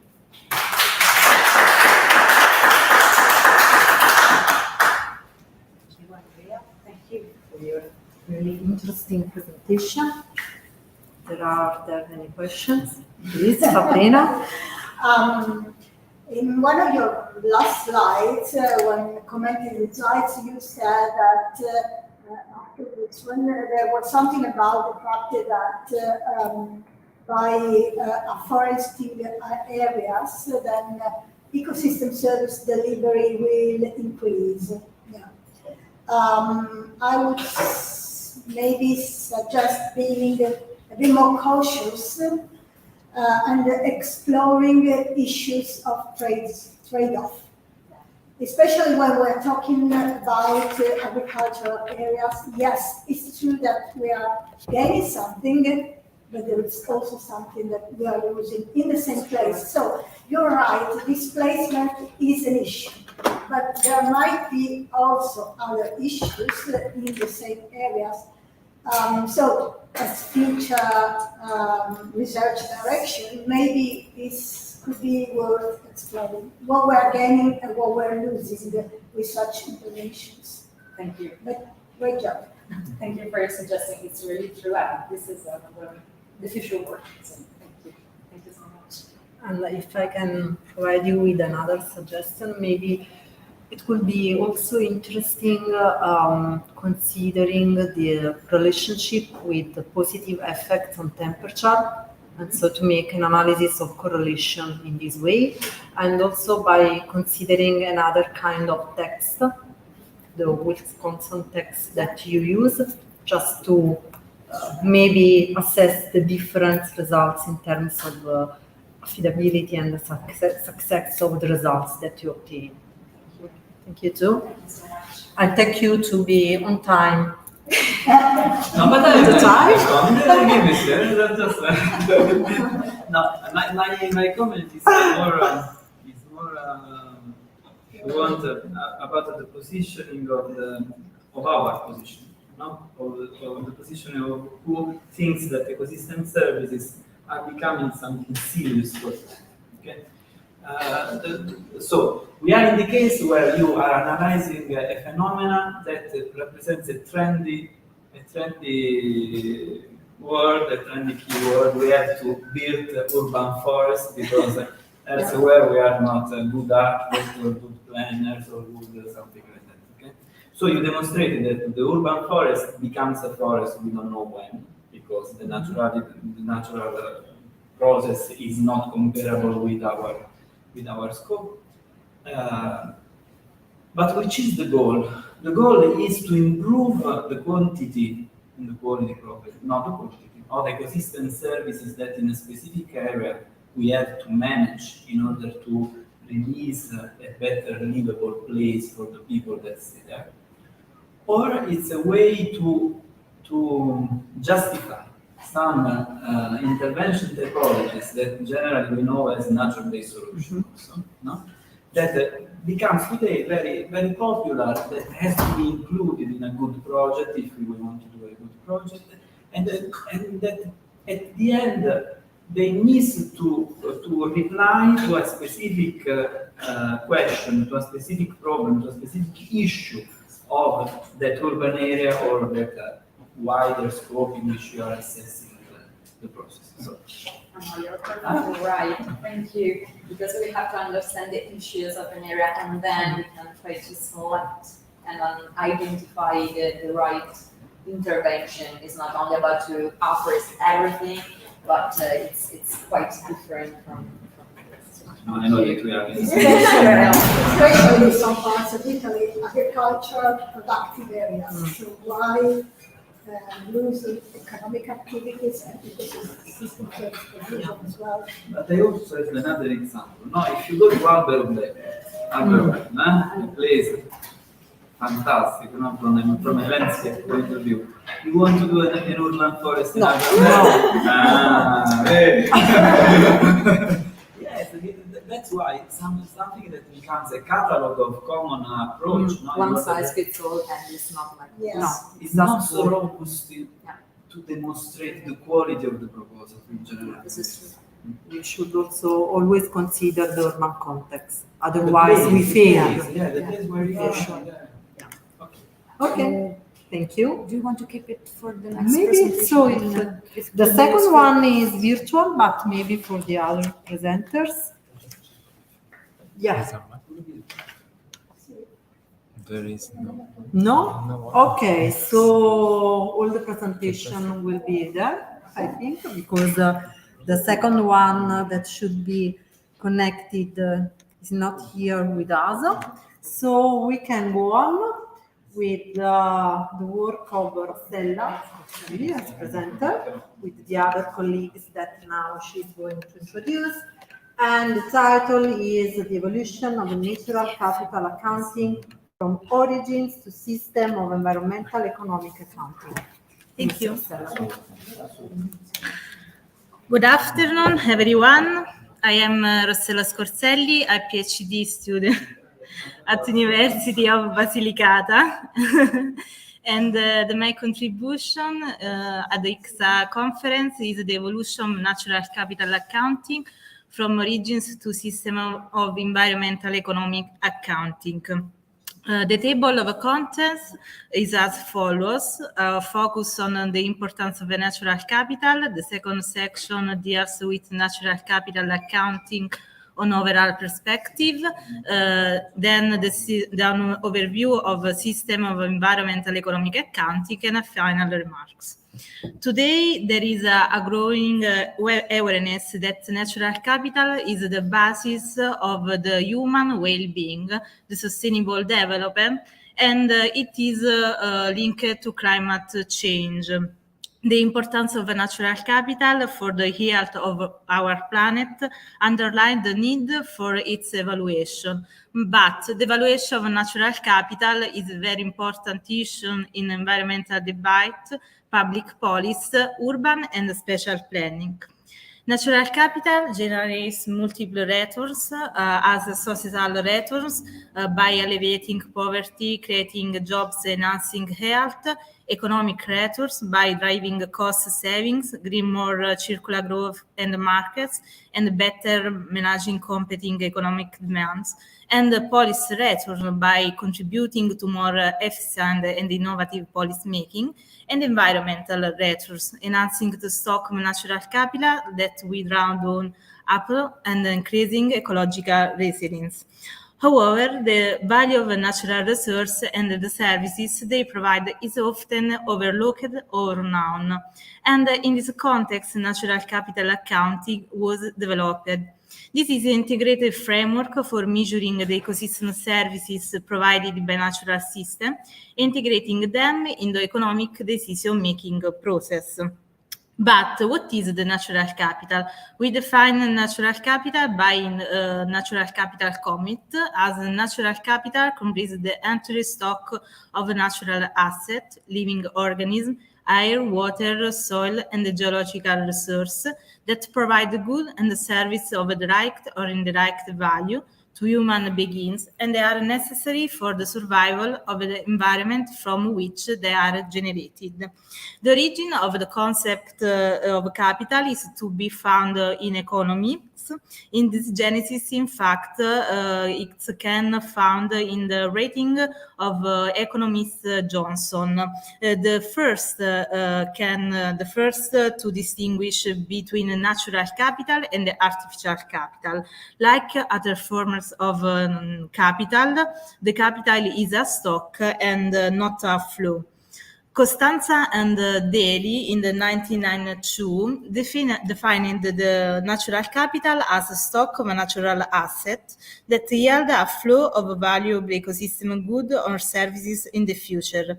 The consideration the ecosystem service flow are generated from natural capital has been consolidated over time by different authors, but their definition and classification is still debated.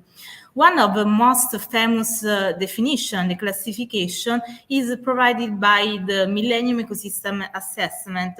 That is, the ecosystem services are the benefits that people obtain from ecosystem. And the classification proposed by Millennium Ecosystem Assessment that divide ecosystem services into 4 categories, that is supporting, provisioning, regulating, and cultural.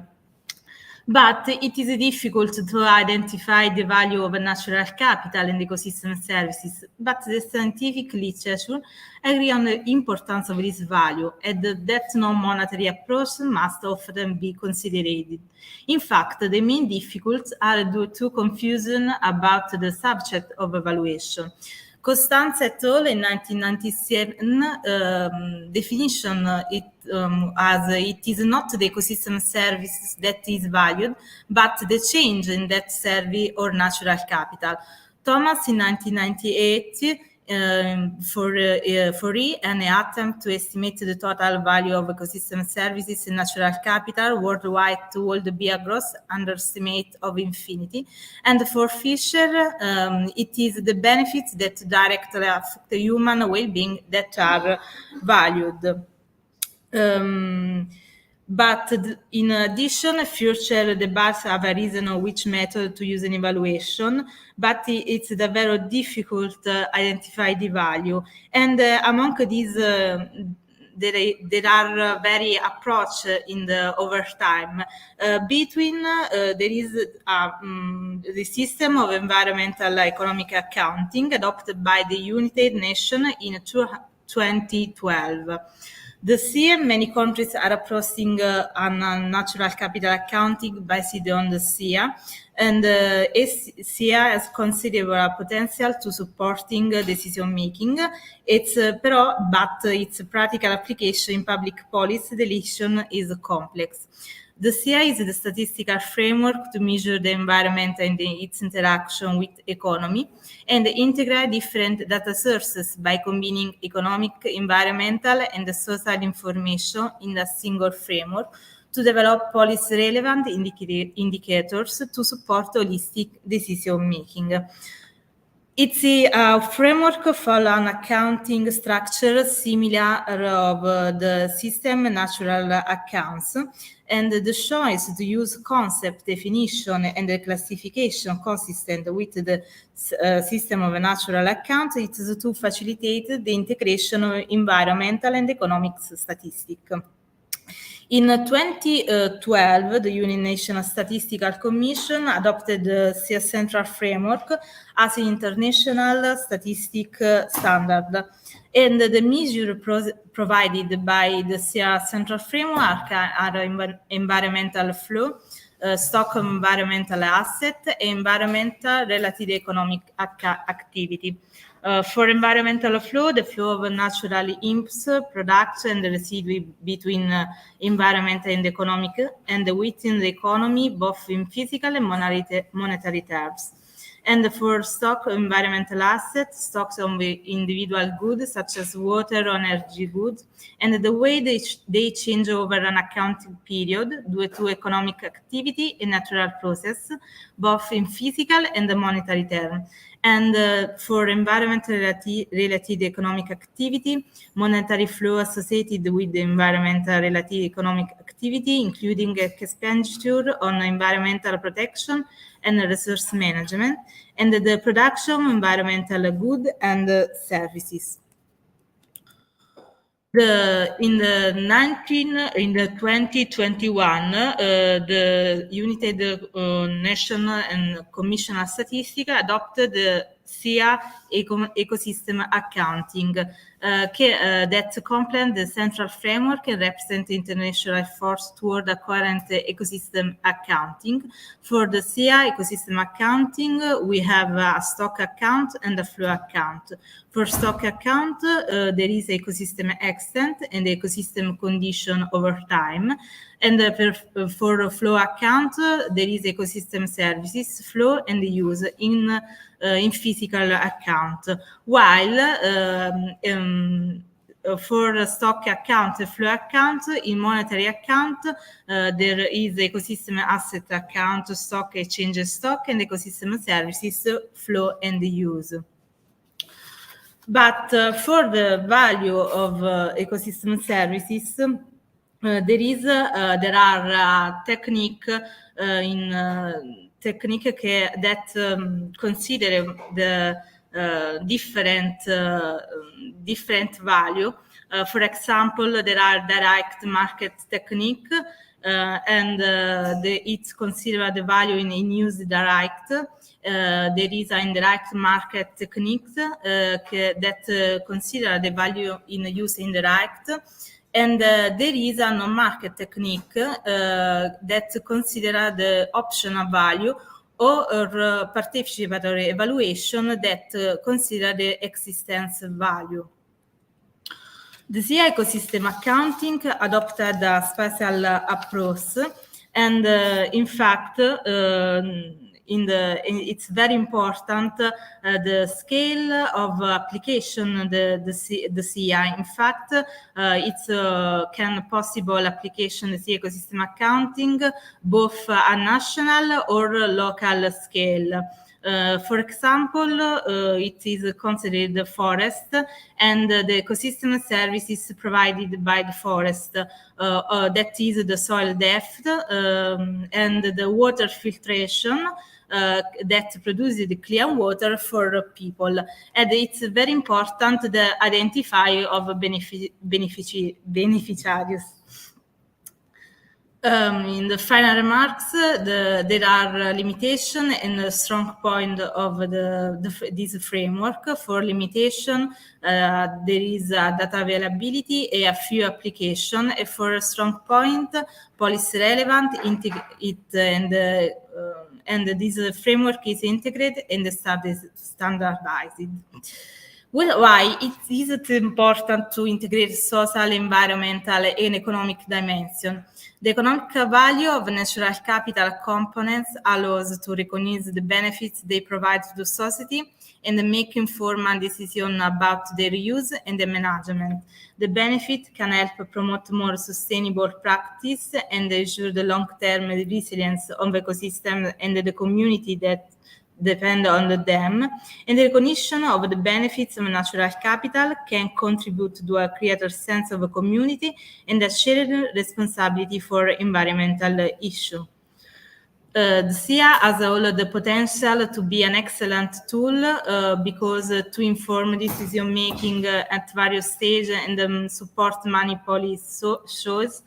To allow natural capital to be considered as a key element to integrate into policy strategies and special planning, but also highlights its importance through economic aspect, and to generate several indicators provided by international reports that highlight the necessary trade-off between the environmental, economic, social, and spatial dimension. To identify the beneficiaries and consequently to involve them in the management of environmental protection process. The research perspective concerns delving in the SIA framework, defining significant case studies, and developing a discussion with potential stakeholder beneficiaries of the tool to verify its application with decision-making process involving them. This research I meant to highlight the process that led to the emergence of the SIA from the natural capital accounting and the potential of this tool to support better decision making that include environmental, economic, social, and spatial dimension necessary for effective implementation of the core principle of sustainable development. Thank you.